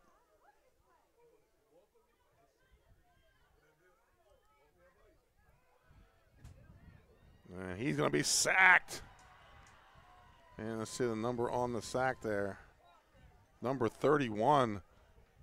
Gavin Lindsay. Yeah, 31 Gavin Lindsay. He's a senior. Big play to end the half. Or was that 35 Turner? I don't see a 31. So it was 30. We're going to go into the half. Your score at halftime. The Delmar Wildcats 27, Woodbridge 14 in the Kiwanis Trophy game. We'll be right back late in the 3rd quarter with some stats.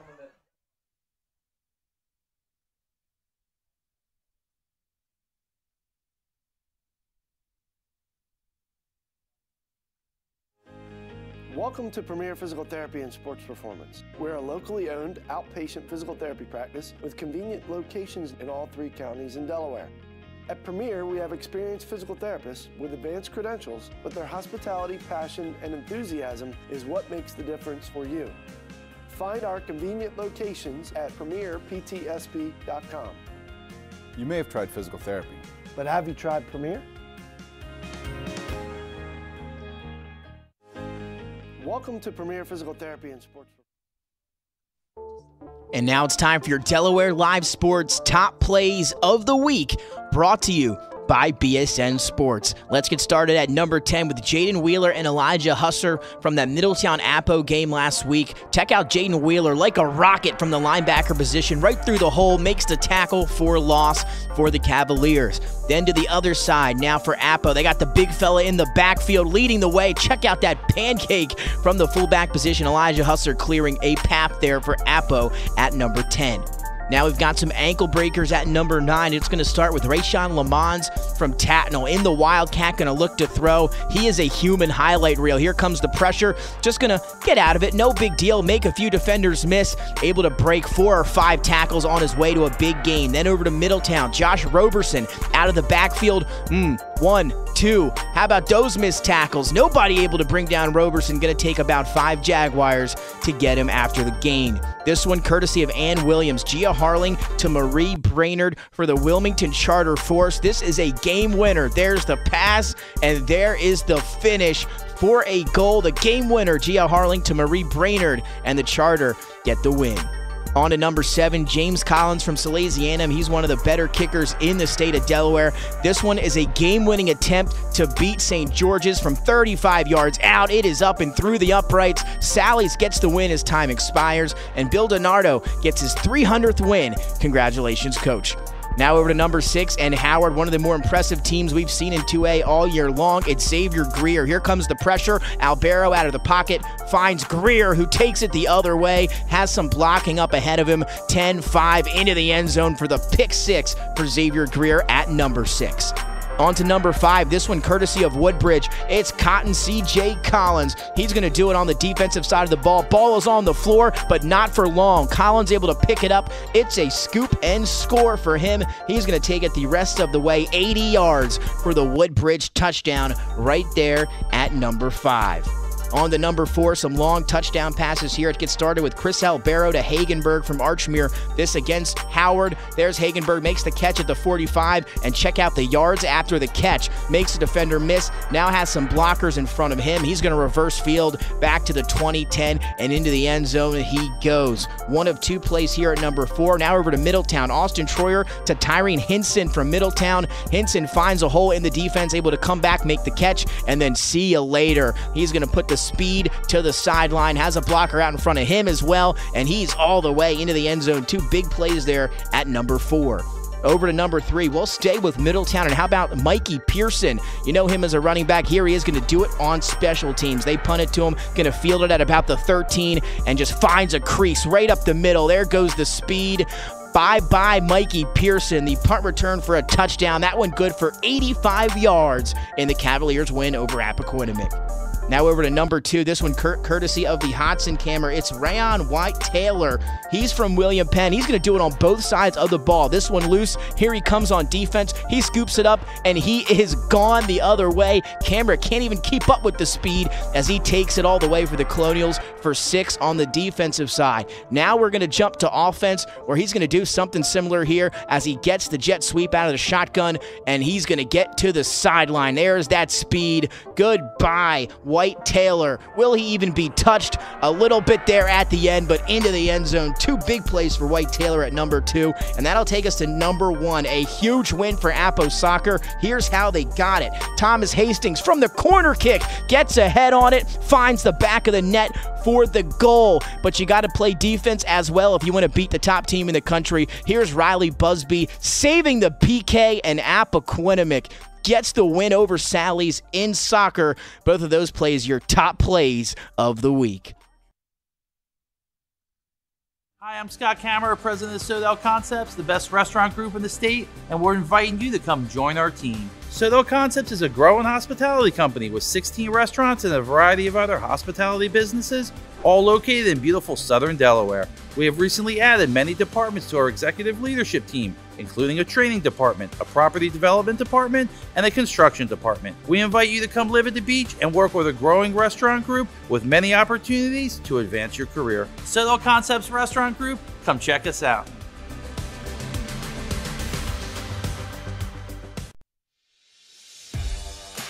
High school athletics is not what it used to be. The sporting goods industry has been disrupted, adding to coach and athletic director daily challenges. BSN Sports stands ready to change the fundamentals of our industry, giving our customers the advantages they need right now.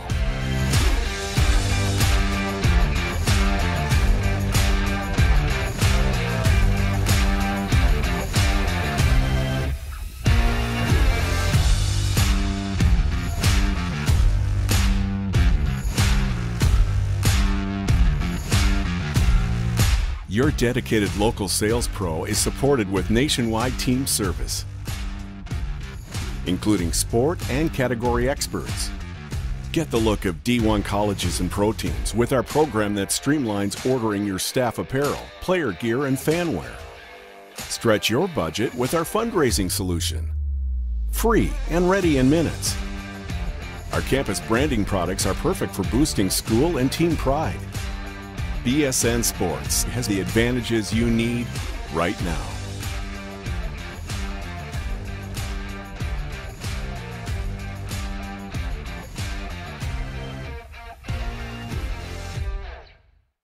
Melissa Ellis is part of 4 Acre Realty Company. She is licensed in both Delaware and Pennsylvania. Melissa knows that being personable and patient is a key to her success as a realtor. Helping both buyers and sellers understand current market values and conditions puts them in the best position when making an offer or pricing a home for sale. That kind of high-level professional communication and her skill at being a team player put Melissa's clients at ease, knowing she has their best interests at heart. Melissa is also an athlete herself, playing multiple sports so she understands what teamwork means. She is still involved in sports, whether it's sponsoring, coaching, or being team mom for her own 2 daughters' teams. What sets her apart is how grateful Melissa is for the trust of her clients. She never takes that trust for granted. She affords all people respect and honesty and works hard to be the support system clients need and deserve. Melissa Ellis, strong connections, strong service. High Five Hospitality was founded in 2004 when 3 guys teamed up to introduce the Buffalo Wild Wings franchise concept to Delaware. They now operate 8 Buffalo Wild Wings, 6 locations throughout Delaware, and 2 locations in Maryland. B-Dubs has weekly and game day specials on their delicious food and beverages. Stop in one of their convenient locations today. The Stone Balloon Ale House features a unique blend of crafted food and an array of spirits, all flavored with a dash of nostalgia. Our culinary mantra is comfort food playfully reimagined, and we prepare seasonal favorites that strive to please the palate and resurface a memory.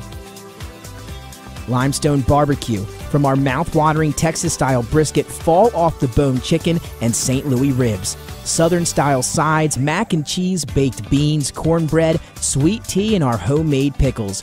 Be prepared as your bread will be your napkin. Yup, we are that kind of barbecue. Expectation. You'll have a tough time choosing between our exclusive dishes to help get you through the day. French toast, French crepes, Belgian waffles, and of course, our famous Eggs Benedict. High Five Hospitality's mission is to operate 5 brands that serve high-quality products with exceptional hospitality. We couldn't be more excited about having our show here held at the Buffalo Wild Wings and Christiana location, and here on Route 7, brand new location. They moved here from Limestone Road, and it's going to be the new home of 302 Sports Week.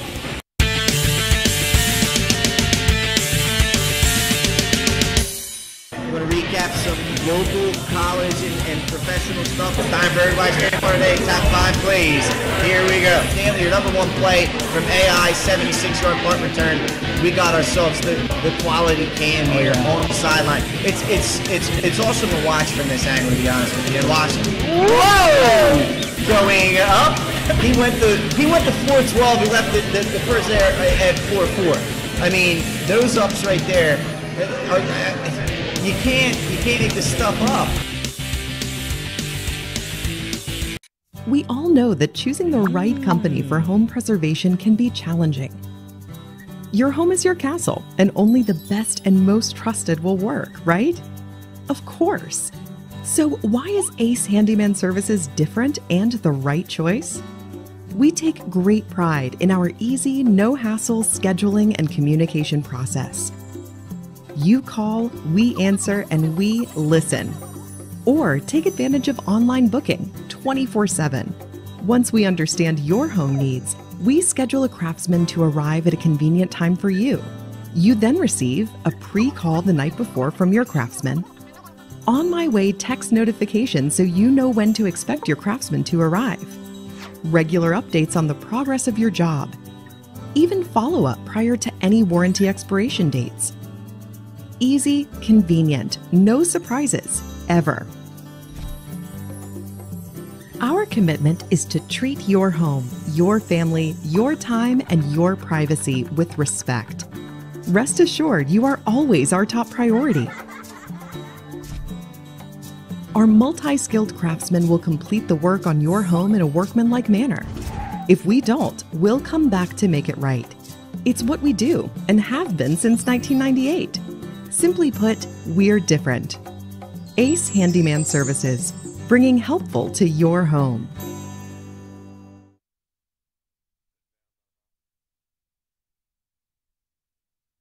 Hi, I'm Scott Cameron. And welcome back to Greenwood.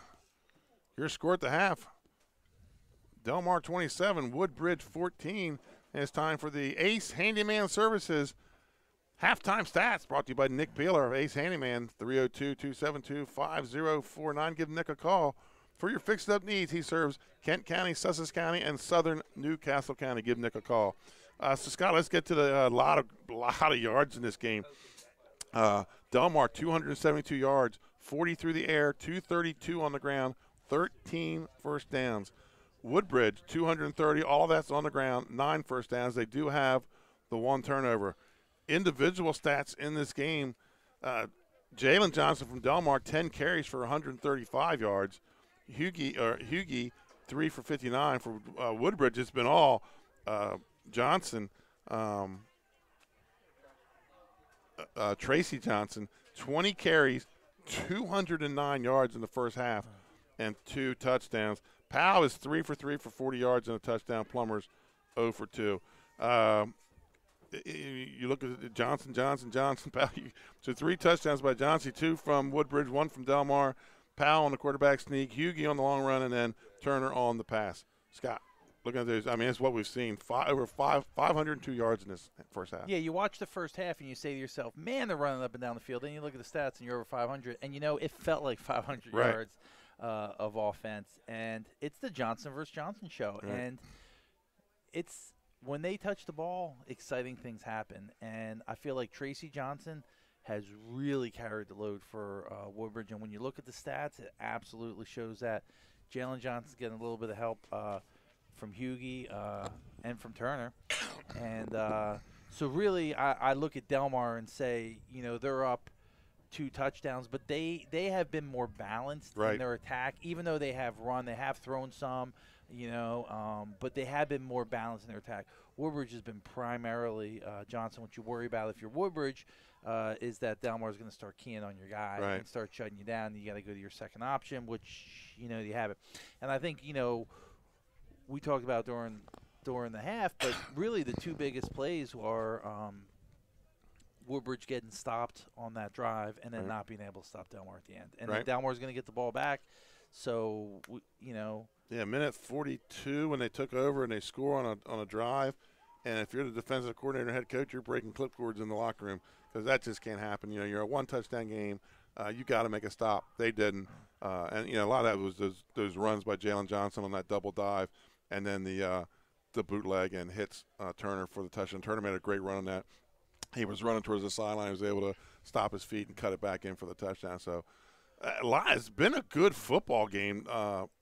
It is 2 scores by Del Mar lead. But I tell you, Del Mar, they get the ball here to start the half. If they score, Woodbridge is in trouble. Yeah, and Woodbridge actually has played a pretty clean game. They had some penalties, but nothing really earth-shattering, nothing called back, nothing really, really major.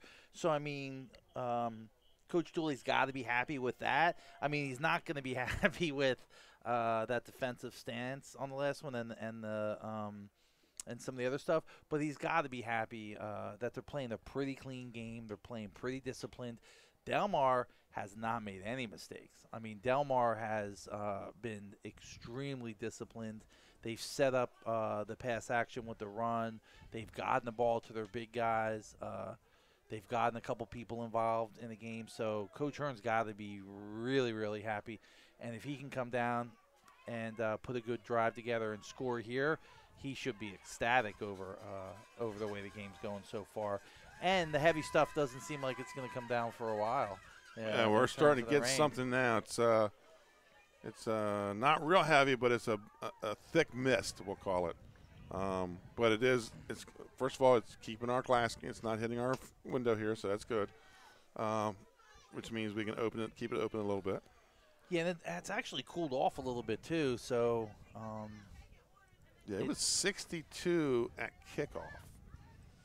So, yeah, it's probably dipped in the 50s here. Getting ready to start the third quarter. Both teams back on the field. Del Mar will receive, moving from left to right.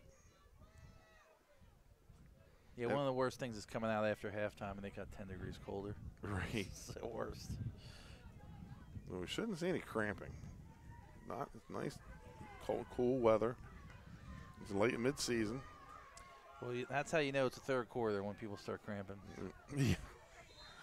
Here we go. Cotton Collins to kick it off. Back deep are Hugie and Johnson. And we're underway in the second half. It's going to be a high kick to the second row, taken by number 10, Gage Wintermoyer. Ooh, good tackle. Yeah, nice tackle on the far side. Hard to see the number. Nice form tackle. There's going to be 1st and 10 for Delmar. I imagine probably some safe bellies here and get this thing going with the rain starting to come down. The ball's going to be slick. Red Lion leads Milford 8-0 at the end of the first quarter. Yeah, and I think the Woodbridge coaches know how important this drive is. And, you know, watching Woodbridge has had a pretty clean game on special teams. I mean, they've done a good job kicking. They've got a good job receiving. They just need a big stop right here, and I think that the coaches know it, and they're trying to get the kids really focused and psyched up for this drive. There's your double dive, and he's hit. Going to gain about 2 on the play. Upset alert. Indian River beats number 3 Seaford in single A football 21-20. What time did they start? They started at 5. That's just unnatural.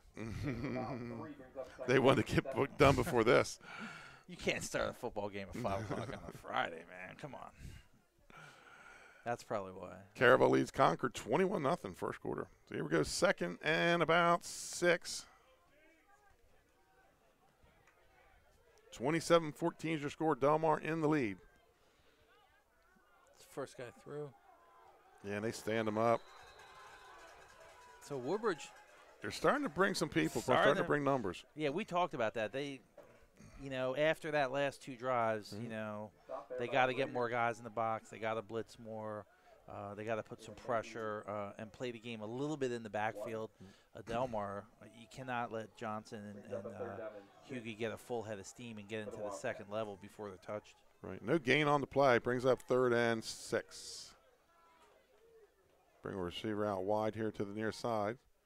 And it's going to be a handoff to Turner. Turner knifes his way through, picks up a couple, and has a big hit by number 55, Almon Young. He's going to bring up 4th down. Amon Young's had a really good game, and that's a big time to step up. And he's a captain. He was out there on the coin toss, and that's a captain play. 4th and 2, and Delmar's going to keep the punter on the sideline. Let's hear Raider fans. Last week, one of the things I noticed in that game last week at Dover, Scott, they never punted. They got the ball, they scored. It's kind of like what Delmar's doing today. Statistically, that's what they tell you. Just keep running the ball. 4th and a long 2 for Delmar. And it's going to be a handoff. No, it's going to be an option to Johnson, and he's going to have the first down. I thought they had enough penetration there into the backfield to stop that, but Johnson had a full head of steam. He got upended, though. Out to about the 47-yard line, 1st and 10, Delmar. I tell you what, those option pitches are high. Now that it's getting a little bit wet, might want to bring that down a little bit. Yeah, and that was a huge play for Woodbridge. I thought they had him stopped on that belly fake, and then he ended up pulling it out and pitching it to the back around the end. And it's going to be Turner up the middle and hits and spins and picks up some extra yards after contact. He's going to pick up about 8 on the play. It's going to bring up 2nd down. Let me tell you, Turner's a really good 3rd option. I mean, that's a great 3rd option for well, he just keeps the feet moving. Give him a gain of 6. Brings up 2nd and 4. That little play where they fake it to him up the middle, and then he scoots out. Yeah, he's drawing attention as well. Yeah. Just enough to freeze you to pitch it to the outside for a first down. Smyrna goes up 8-0 on Sussex Central, 2nd quarter. That's Turner. He's got enough for the first down. He's just breaking tackles and stepping out of tackles. Yeah, I think Delmar probably saw something, you know, when they were in there at halftime and talked to the coaches up in the box. And what do you think? You know, let's ride Turner for a little bit and see where it goes. 40-yard line, first down and 10 from there. Get a 3rd running back besides the 2 Johnsons into the mix. 8:15 to play here in the third quarter. 1st and 10 at the Woodbridge 40. 1st and 10 for the Wildcats. Score here would be huge, full house backfield. And it's going to be Turner again. This time he gets about a yard or two. Give him 3. 2nd and 7. Gain of 4 brings up a 2nd down and 6. Woodbridge starting to bring a little more beef in here in the middle, Scott. Yeah, I mean 59. Devin Cooper checks in. That's a great adjustment to what's going on, and you have to stop what's hurting you the most at this time. And they're going to roll out to the left. Looks down, slips and falls. 2nd down. That's really the first time we've seen any conditions affect the play. And there's going to be a flag on the play. I don't know if it's going to be a late hit. Yeah, it was a late hit. They fell on him. And he actually moved the pocket great, got his shoulders turned around, was ready to throw and slipped. He had a guy down the field too. So they fell on him. They're going to call that a late hit. Yeah, good, yeah. That's going to be a 1st down. So 15-yard penalty on Woodbridge gives them the 1st down.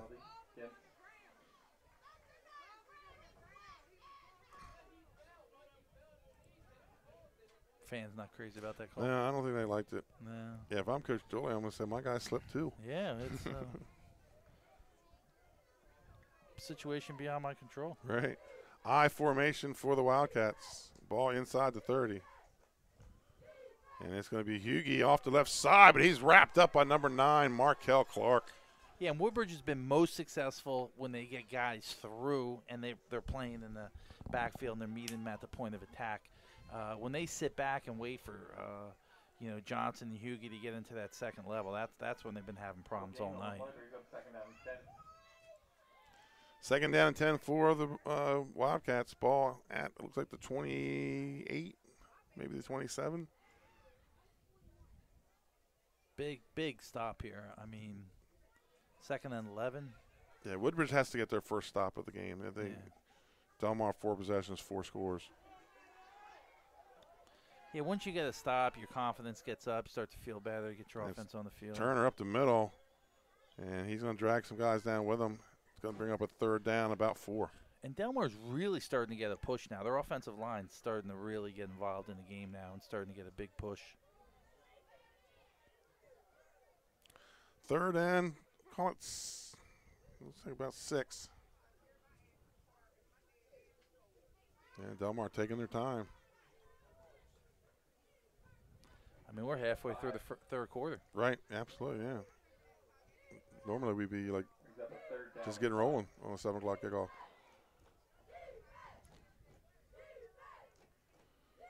And it's going to be Turner again. I think he ran into his own guy and slipped and fell. Going to bring up 4th down.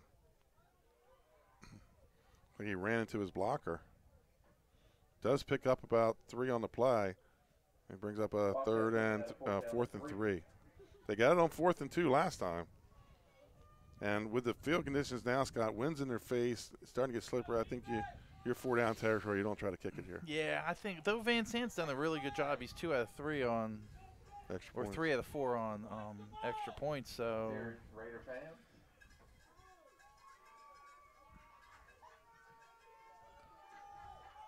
this is a time of game where towels on the center become very important. Right.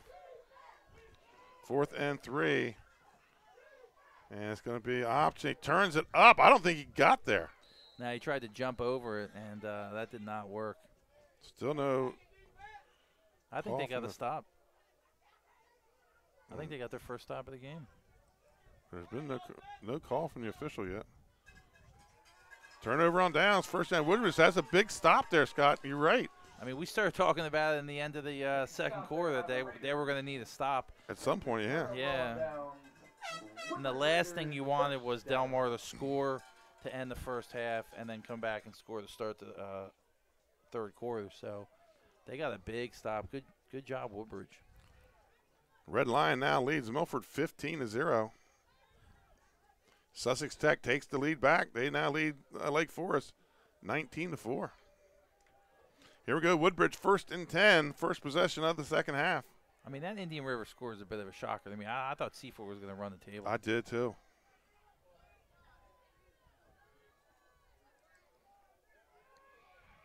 And I believe that was 33 on the carry.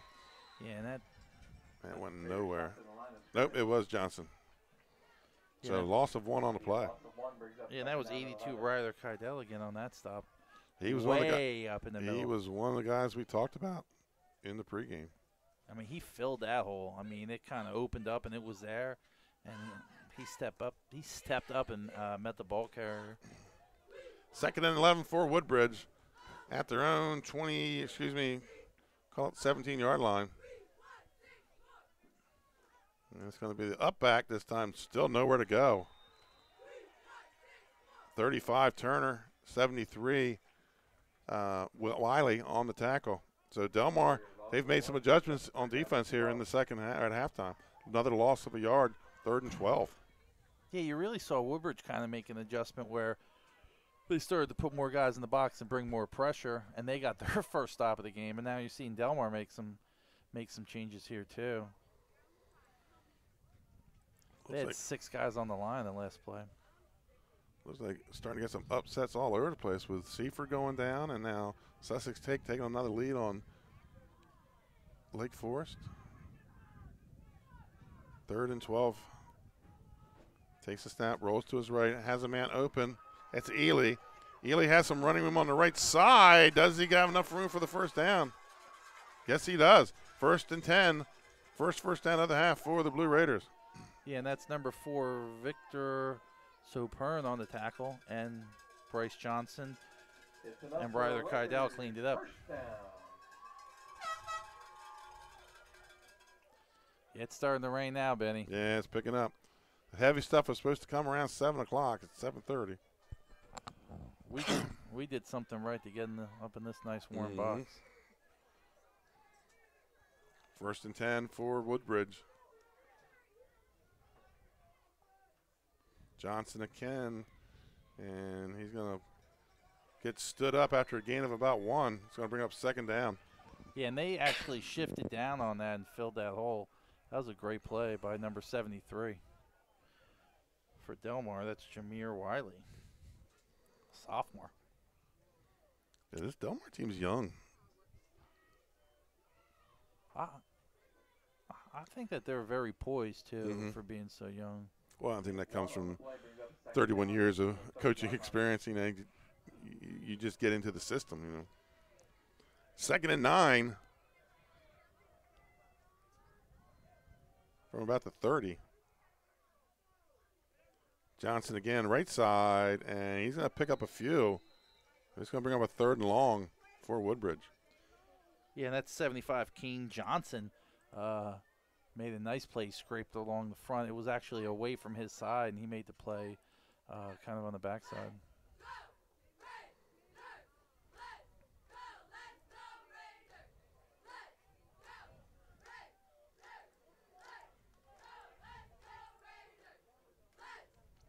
Third and 6 for the Blue Raiders. Ball at the 34. And it's going to be Johnson. He's wrapped up in the backfield, and then a whole bunch of help comes. No gain on the play. 4th and 6, Woodbridge. Yeah, 38 was the first guy there, Isaiah Holbrook. Brings up a 4th down and 6. I think the winds might be picking up too, Scott. Oh.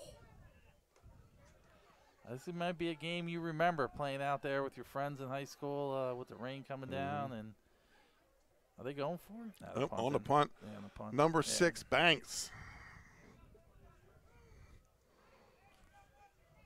Back deep is Hugie. This is the first punt we've seen. Yeah. And with this weather, this could be a treat.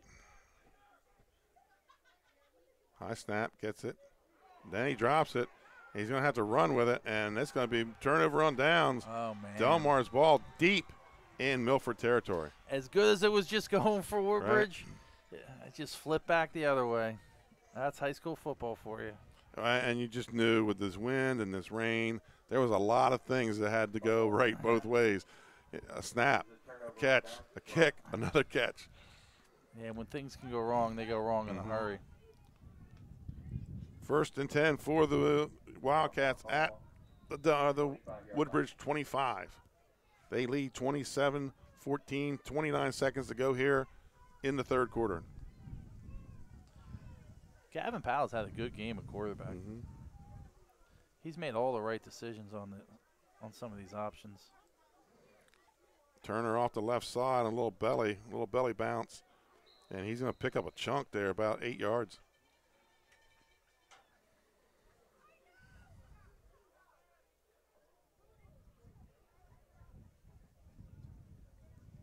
Yeah, Powell's really impressed me today. I mean, he has not been flashy, but he has been solid, and that's really what you want out of an offense like this, especially when you got some guys that can run the ball and make plays. You just want your quarterback not really making any mistakes and being solid. And that's going to be the end of the third quarter. That was a quick one, Scott. Your score, the Delmar Wildcats 27, Woodbridge 14. We'll be right back after this commercial timeout. For over 15 years, our company has been building homes in Sussex County, Delaware. We offer a completely comprehensive program for our customers that makes building a new home enjoyable. At Capstone Homes, we have access to lots in our amazing communities or through our realtor partners. Visit with our team of professionals for a completely comprehensive experience. We can handle absolutely every part of building a new home for you and your family. Create your new home. Create a Capstone home. In life, some things just go together. Like a burger and fries.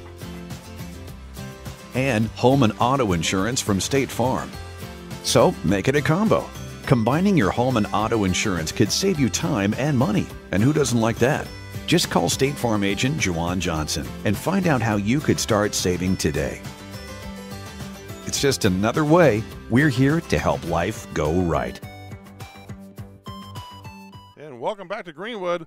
Fourth quarter underway. 27-14 Delmar lead.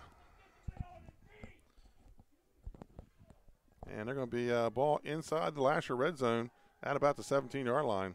I formation slot to the far side. Rain starting to pick up with the wind. And it's going to be Hugie, second guy through. Stop made by Risper. And he's going to be close to the first down.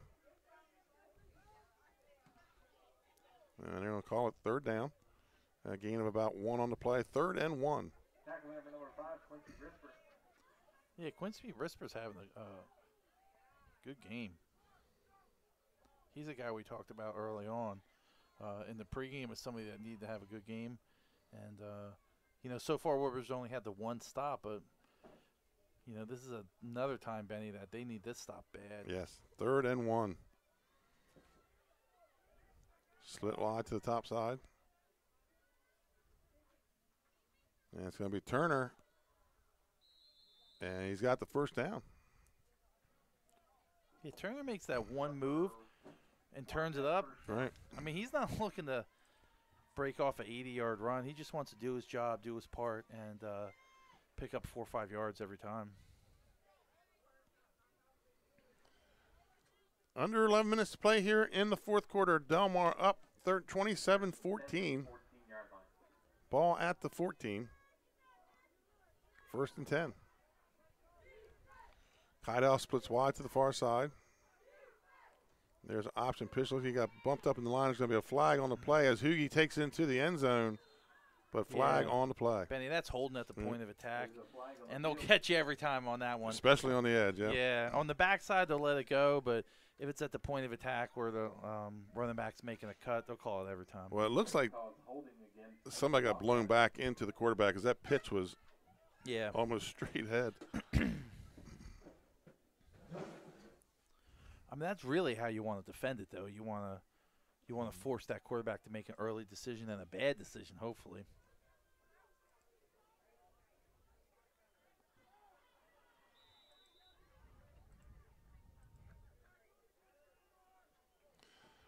First and looks like about 17. Ball moved back to, looks to be about the 22, 23-yard line.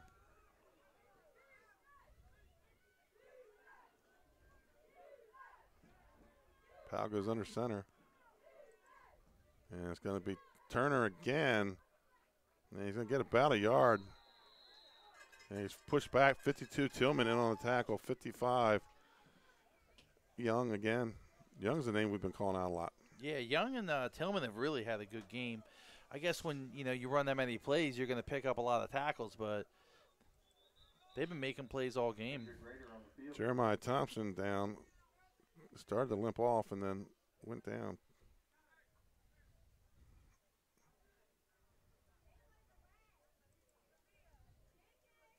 Delmar just grinding it out. They do. Grinding it out with some of that misdirection and not making any mistakes and just kind of, and they've gone to Turner more here in the second half than Johnson, and it's been working. Second down 19 from the 22-yard line. Johnson hasn't had many carries in the second half. I think he had the last one where he got upended on that fourth down run where he picked up 3.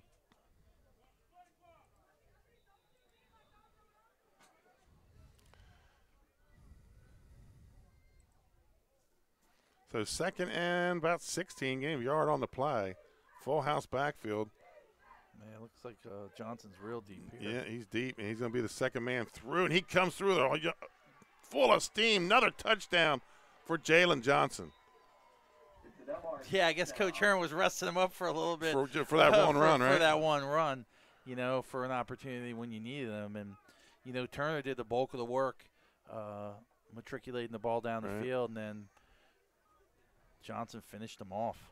33-14 Delmar. I mean, he's deep in that eye. I mean, he's 7, 8, 9 yards deep and full head of steam when he caught that ball, when he got that handoff. Low snap, kicks up, and it's good. Delmar 34, Woodbridge 14. We'll be right back after these commercial timeouts. Looking to stay cool this summer? At Barclay Heating and Air, we're dedicated to keeping your home comfortable year-round. Family owned and operated, we provide trusted residential heating and cooling services to customers across Central Delaware. Our experienced technicians offer reliable maintenance and repairs on all major brand HVAC systems. From air conditioners and ductless systems to heat pumps and furnaces, we also sell and install top quality units. No matter your needs, we're committed to getting the job done right with honest and timely service you can count on.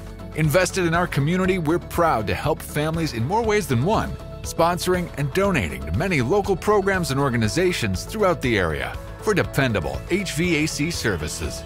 Give us a shout or a bark at Barclay Heating and Air.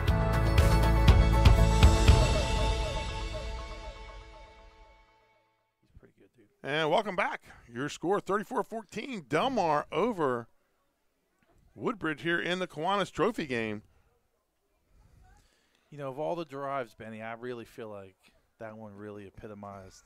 Yeah, you're right. Delmar the most. I mean, they just. Yeah, after, Woodbridge gets their first stop of the game and Delmar comes right back at it. That ball's kicked deep, and it's going to go through the end zone for a touchback. Van Zandt's had a great game. Mm-hmm. I mean, he really has. He's converted all but one of his extra points in adverse conditions, and he's put the ball on the kickoffs where he was told to put the ball. He had the first one, they had a run back, and then after that, he's placed it where he needed to. And Smyrna leads Sussex Central 16-0 first half. And looks like Sussex Tech's on the drive again with a 19-14 lead. And we are 34-14 here. First and 10 from the 20-yard line. Woodbridge first and 10 from their own 20. Tracy Johnson back in that Wildcat, but he is wrapped up by number 5, Bryce Johnson.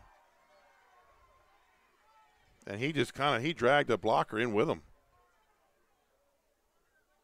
And he's nice enough to help pick up Tracy Johnson after the play. Something doesn't change soon. The Lion Club, or the Kiwanis Trophy, is going to be switching hands Sunday afternoon. Did they say if we're having stuffed flounder or Chesapeake chicken at the dinner? I heard Sodell sponsored. There you go. I would sponsor it. Right. They could probably cook at the Kiwanis Club good, though. Yeah. 2nd and 14. Johnson again has some running room up the middle, puts his head down, but he just runs into a host of Del Mar tacklers. He's going to pick up about 2 on the play. 3rd and 12. Yeah, that's 35 turn in on that tackle. He's having a heck of a game, Yeah, he's playing too. both ways. Yeah, I mean, he's played a lot of snaps tonight. I mean, I can't say enough about that last drive for Del Mar. Right. Though. Really impressive. Actually, give him 3 on the play. 3rd and 11.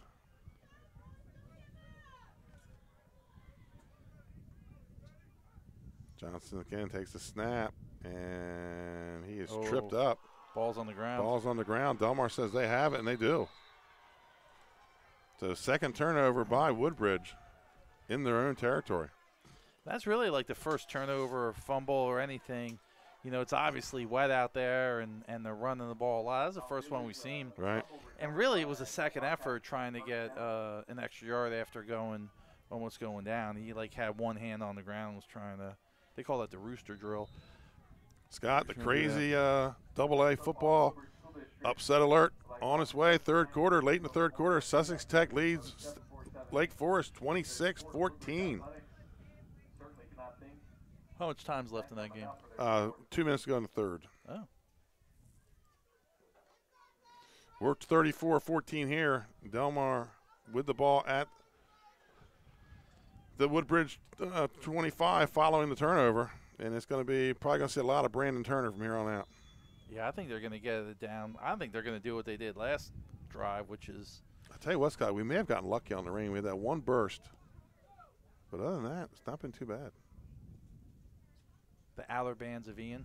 Mm-hmm.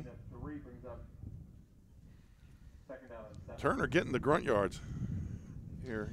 He is. So you gotta ask yourself how long till they go back to Johnson on something on the outside, though. Gain of 4 on the play, 2nd and 6. Both teams coming off a big win last week for their first wins of the season. And there it is. There's Johnson. Second guy through. And he's got another Del Mar first down. Yeah, and Del Mar smells blood no more than Right. here. You know, it's 34-14 with less than 8 minutes left. So a score here would really be the finishing touches Del Mar is looking to put on this game. 1st and 10.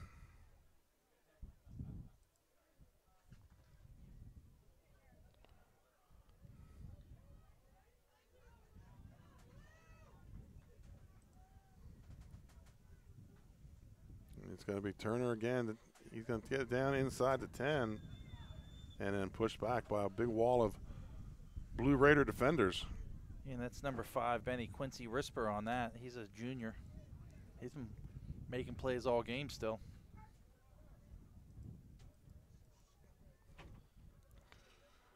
Gain of 3 on the play, 2nd and 7. And it looks like the rain has pretty much stopped. Back to just a light mist here.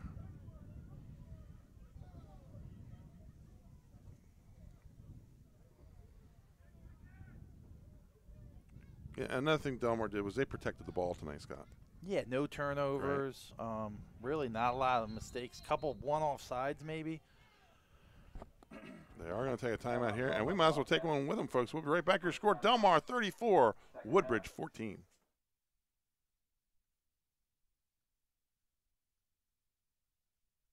In life, some things just go together. Like a burger and fries. And home and auto insurance from State Farm. So make it a combo. Combining your home and auto insurance could save you time and money. And who doesn't like that? Just call State Farm agent Juwan Johnson and find out how you could start saving today. It's just another way we're here to help life go right. And welcome back to Woodbridge High School. 6:38 to play here in the game. Del Mar up 34-14. Yeah, and Del Mar took a timeout, and I think Coach Hearn's thinking kind of the same thing we're thinking, is that if he could finish off this drive, he's going to feel really good about this game. I mean, they're up 20, which is basically 3 possessions with 6:30 left. So if they can make this a 4-possession game, that would move them to 2-1 in District 3. There's Turner. And he's gonna. He's in. Yeah, he's in. He's in. Touchdown for Turner. Or was that 12? I'm not sure who got the score there. Yeah, that was 12.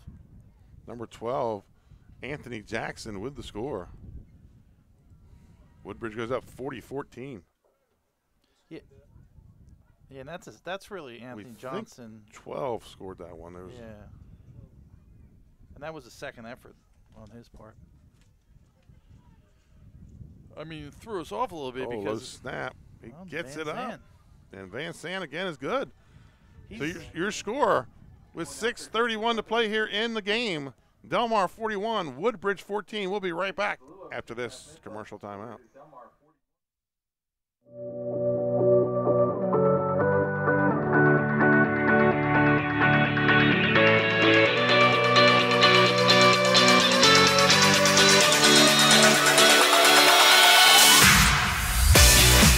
I'm Chef Hari Cameron.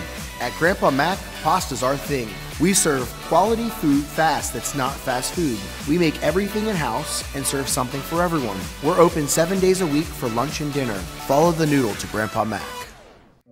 And welcome back to Greenwood. Your score, Delmar 41, Woodbridge 14, 6:31 to go. And it looks like the Kiwanis Trophy is headed back to Delmar. Yeah, and I really feel like if you're Woodbridge, what you want to see out of your guys right now is secure the ball. Let's get a sustained drive, get a little confidence, roll into the next game, feeling good about yourself. A little bit, do a little bit something right with a little drive here. It's something that you can kind of hang your hat on and roll into the next practice on Monday with. So kicks it deep to about the 10. Van Sant's had a good game. Yes. Ooh. Oh, got a seam. Just a kicker. That's his second tackle tonight, too. But that's number 6 on the return. Banks gets it out to midfield, kind of how they started the game. And that's like a prototypical kicker tackle. I mean, that's like what you draw. That's what you pray you stand and catch kicker. him, yeah. Yeah, that's what you pray your kicker could make, plays like that where he just slides and catches them, I thought that was a beautiful play. So that's two touchdowns he stopped tonight.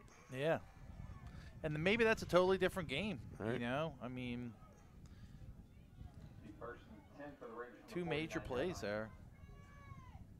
Plummer back in at quarterback. Hand off to Johnson, but he's hit at the line. He is going to push forward and get about a yard. Brings up second down. Yeah, Delmar's really made some adjustments on the line, and I think they're offsetting their tackles a little bit too to kind of fill the gaps. Actually give them 2 on the carry. Brings up 2nd and 8. And I say Johnson's going to check out.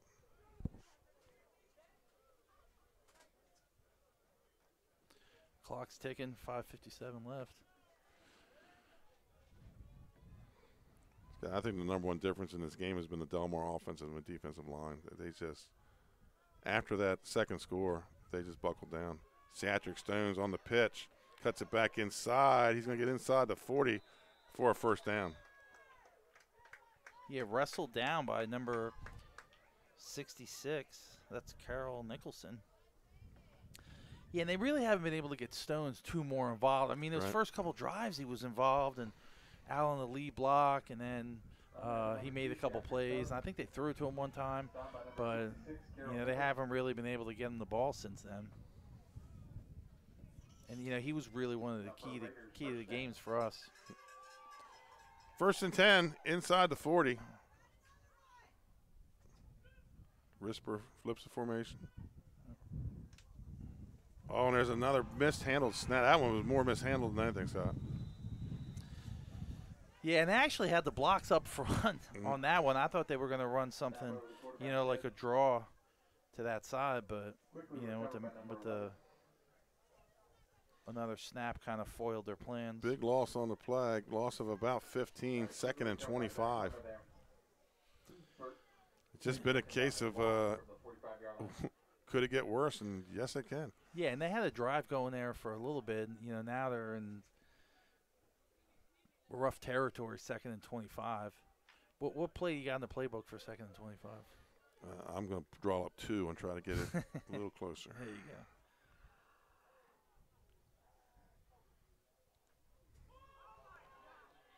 go. And they just can't get it going right now, Scott. Red Lion leads Milford 22-0, end of the first half.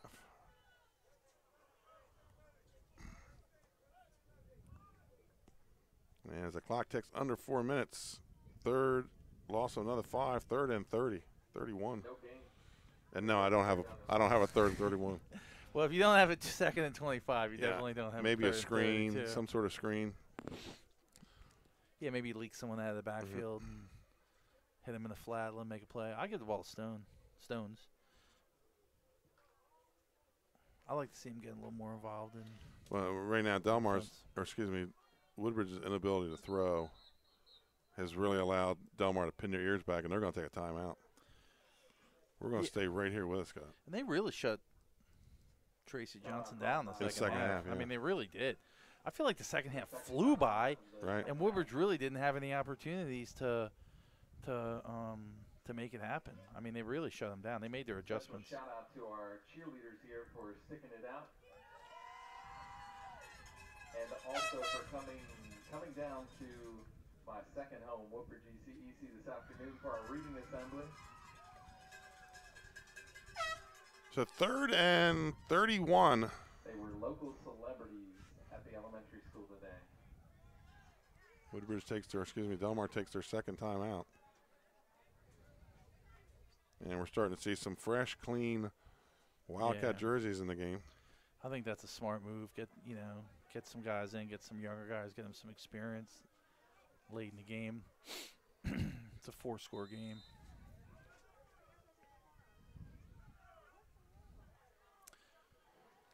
So Delmar will host Cape next week. And then Stones on the pitch and just nowhere to go. Delmar is just eating here in the second half, Scott. That's going to be an interesting game. Yeah, Delmar, to be honest with you. I think that might be interesting. Cape's got some weapons, but they do. But I tell you what, Dover cut up their middle, the middle of their defense last week with Kilby, and we're seeing that here with 3 Delmar running backs. So I mean, I was super impressed by Kilby, but I think Cape might have their hands full with Johnson. And it's going to be at Delmar. Have you ever been to Delmar Stadium? I have. The bleachers are right on the field, no track. And when you feel like they're just on you, they are. On the punt is Banks. It's our second punt of the night. It's a high snap, and he gets it off as just a flat knuckleball.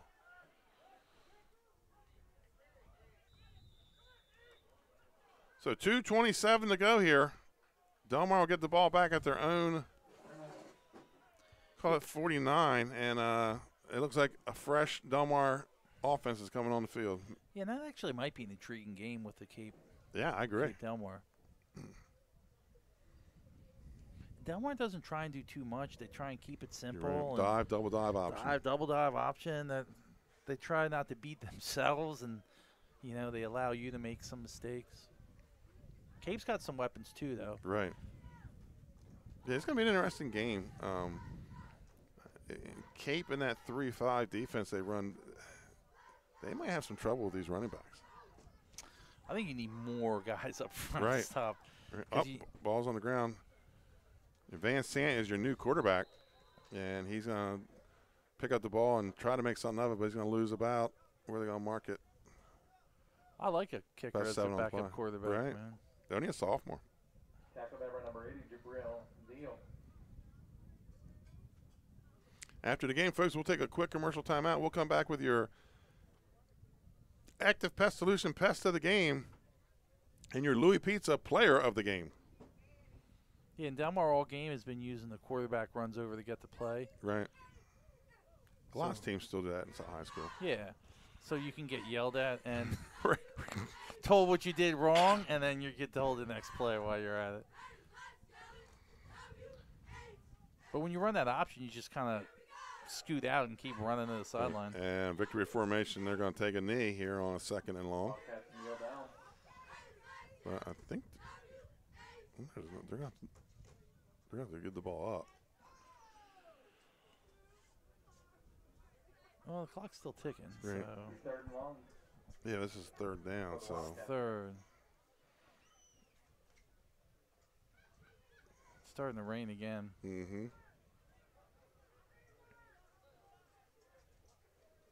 Hodson Slasianum scoreless after 1 quarter. Yeah, I have to give a shout out to the referees for this game. Really clean game by them too, and I think they did a great job and didn't get over involved in the game and braved the elements. Takes a knee again, and let's see when this is when you slowly put the ball down, so you can get it under 45 seconds.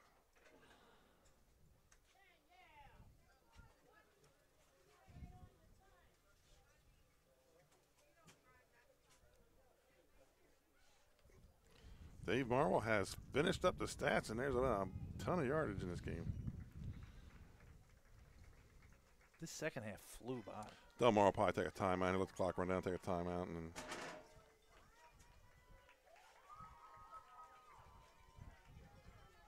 All right, it's just. I didn't think they had enough, but I guess they did. They're going to take a delay game. They took a delay game with 2.5 seconds left.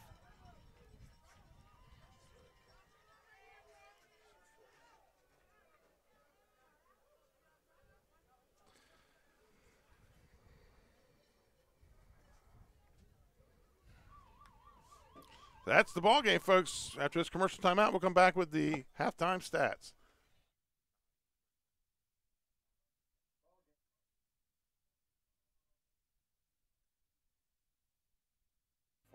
We're a locally owned outpatient physical therapy practice with convenient locations in all 3 counties in Delaware.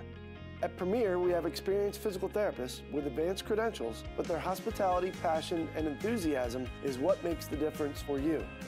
Find our convenient locations at premierptsp.com. You may have tried physical therapy, but have you tried Premier?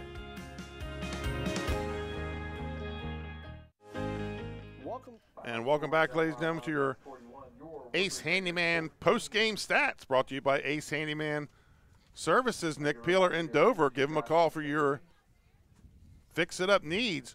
Your final score, Del Mar 41, Woodbridge 14. Let's get to the team stats. Del Mar 364 total yards, 40 passing, 324 on the ground, 19 first downs. But Woodbridge had 21 first downs, 206 yards, 11 yards passing, 195. The big thing is Woodbridge's 2 turnovers. Let's go to the individual stats. For Johnson, 28 carries, 210 yards. So Scott Heney gained 5 yards in the second half. That was Tracy Johnson for Woodbridge. Jalen Johnson for Del Mar, 16 carries, 173 yards. Takai Hugie, 5 carries for 61 yards. Brandon Turner, 16 carries, 90 yards. Turner also had 2 catches for 30 and a touchdown. Ely for Woodbridge, 1 catch for 11. Plummer was 1 of 3 for 11 yards. Powell, 3 of 3 for 40 yards. It is time to get the ants on the screen, Scott. It's time for our active pest solution, pest of the game. Excuse me. Hey, we'll have these pictures up. Trey Mitchell down there getting the pictures right now, and we'll have them up on hopefully Twitter tonight. Scott, who was our pest of the game? We're going to go with number 35, Brandon Turner. Brandon Turner, both sides of the ball. He did a little bit of everything. He got the grunt yards. He got the touchdown pass. And that wasn't your typical waggle pass into the end zone. He had to catch a reverse field and score. That was a great play by him. He also made some big stops. And he had the grunt. I like to call him the grunt yards. The get no credit, and then somebody else gets the touchdown. Yeah, I feel like he was a difference maker in this game tonight. I mean, of course, you could look at Johnson and some of the other guys involved tonight, but he really played a great game. I really like the way the kicker played, Van Zandt. I think that the difference in this game is, Del Mar did everything they need to do. They made the adjustments, and they made the play. They didn't make any mistakes. Before we get to the Louis Pizza Player of the Game, I wish I had an award for Tracy Johnson, because what a game he played. Great game. 210 yards in a losing cause and 2 touchdowns. at the end, he took that last hit, and it was time to check out. Yeah. And there was really no need to have him in the game. So Tracy Johnson, 28 carries, 210 yards. But our Louis Pizza player of the game, Louis Pizza, 11 Rehoboth Avenue, just steps from the beach and boardwalk in Rehoboth Beach, home of the grinder, is Jalen Johnson. 16 carries, 173 yards, and 3 touchdowns for the Del Mar Wildcats. And I feel like Jalen Johnson was as good as he needed to be for them to win the game. And that's when you got a good back. That's when you got a special back, that he did everything he needed to do for his team to win the game. And when he touched the ball, he was electric. Scott, next week we will be, hold on, here it is. Oh, Millie. We're going to be in Milford when the Buccaneers host the Sussex Central Golden Knights. This will be a Thursday night game. The Sodell Concepts pregame show starts at 6:35 with kickoff off at 7. College football is going to be a wet one this weekend, folks. I'm going to be up at the University of Delaware as the Towson Tigers 2-2 come to the 4-0 University of Delaware. Kickoff is at 3 p.m. Get to see Nolan Henderson. Was a wrestler back up, I think, to his freshman year, so that's why the kid's so tough. Robert Morris Colonials 0-3 travel to Del State, who's 2-2. Kickoff at 6. College game day is going to be in Clemson. Number 12 North Carolina State takes on number 5 Clemson. Scott, the game I'm looking for, number 7 Kentucky and number 14 Mississippi. A little SEC. I love it when Kentucky's good. And Kentucky has the young man Matthews that played here last year from Woodbridge on the team. Folks, that's a wrap for tonight's Downstate Game of the Week. For Trey Mitchell, Dave Marvel, Kristen Mitchell back in Lewis, and Scott Kammerer, I'm Benny Mitchell. Thank you for watching, and have a safe sports-filled weekend from all of us here at Delaware Live, powered by 302 Sports. Good night, Delaware sports fans. The things that matter most happen right in our own backyard. Our neighbors, our schools, the places we go, and the people we know. And now there's one news outlet where our story is told. Delaware Live. Locally owned, community-based news. Free to every reader, because Delaware's future belongs to all of us. Quality journalism we can trust to help us take on the day. Delaware Live. Our state, our news, our home. The things that matter most happen right in our own backyard. Our neighbors, our schools, the places we go, and the people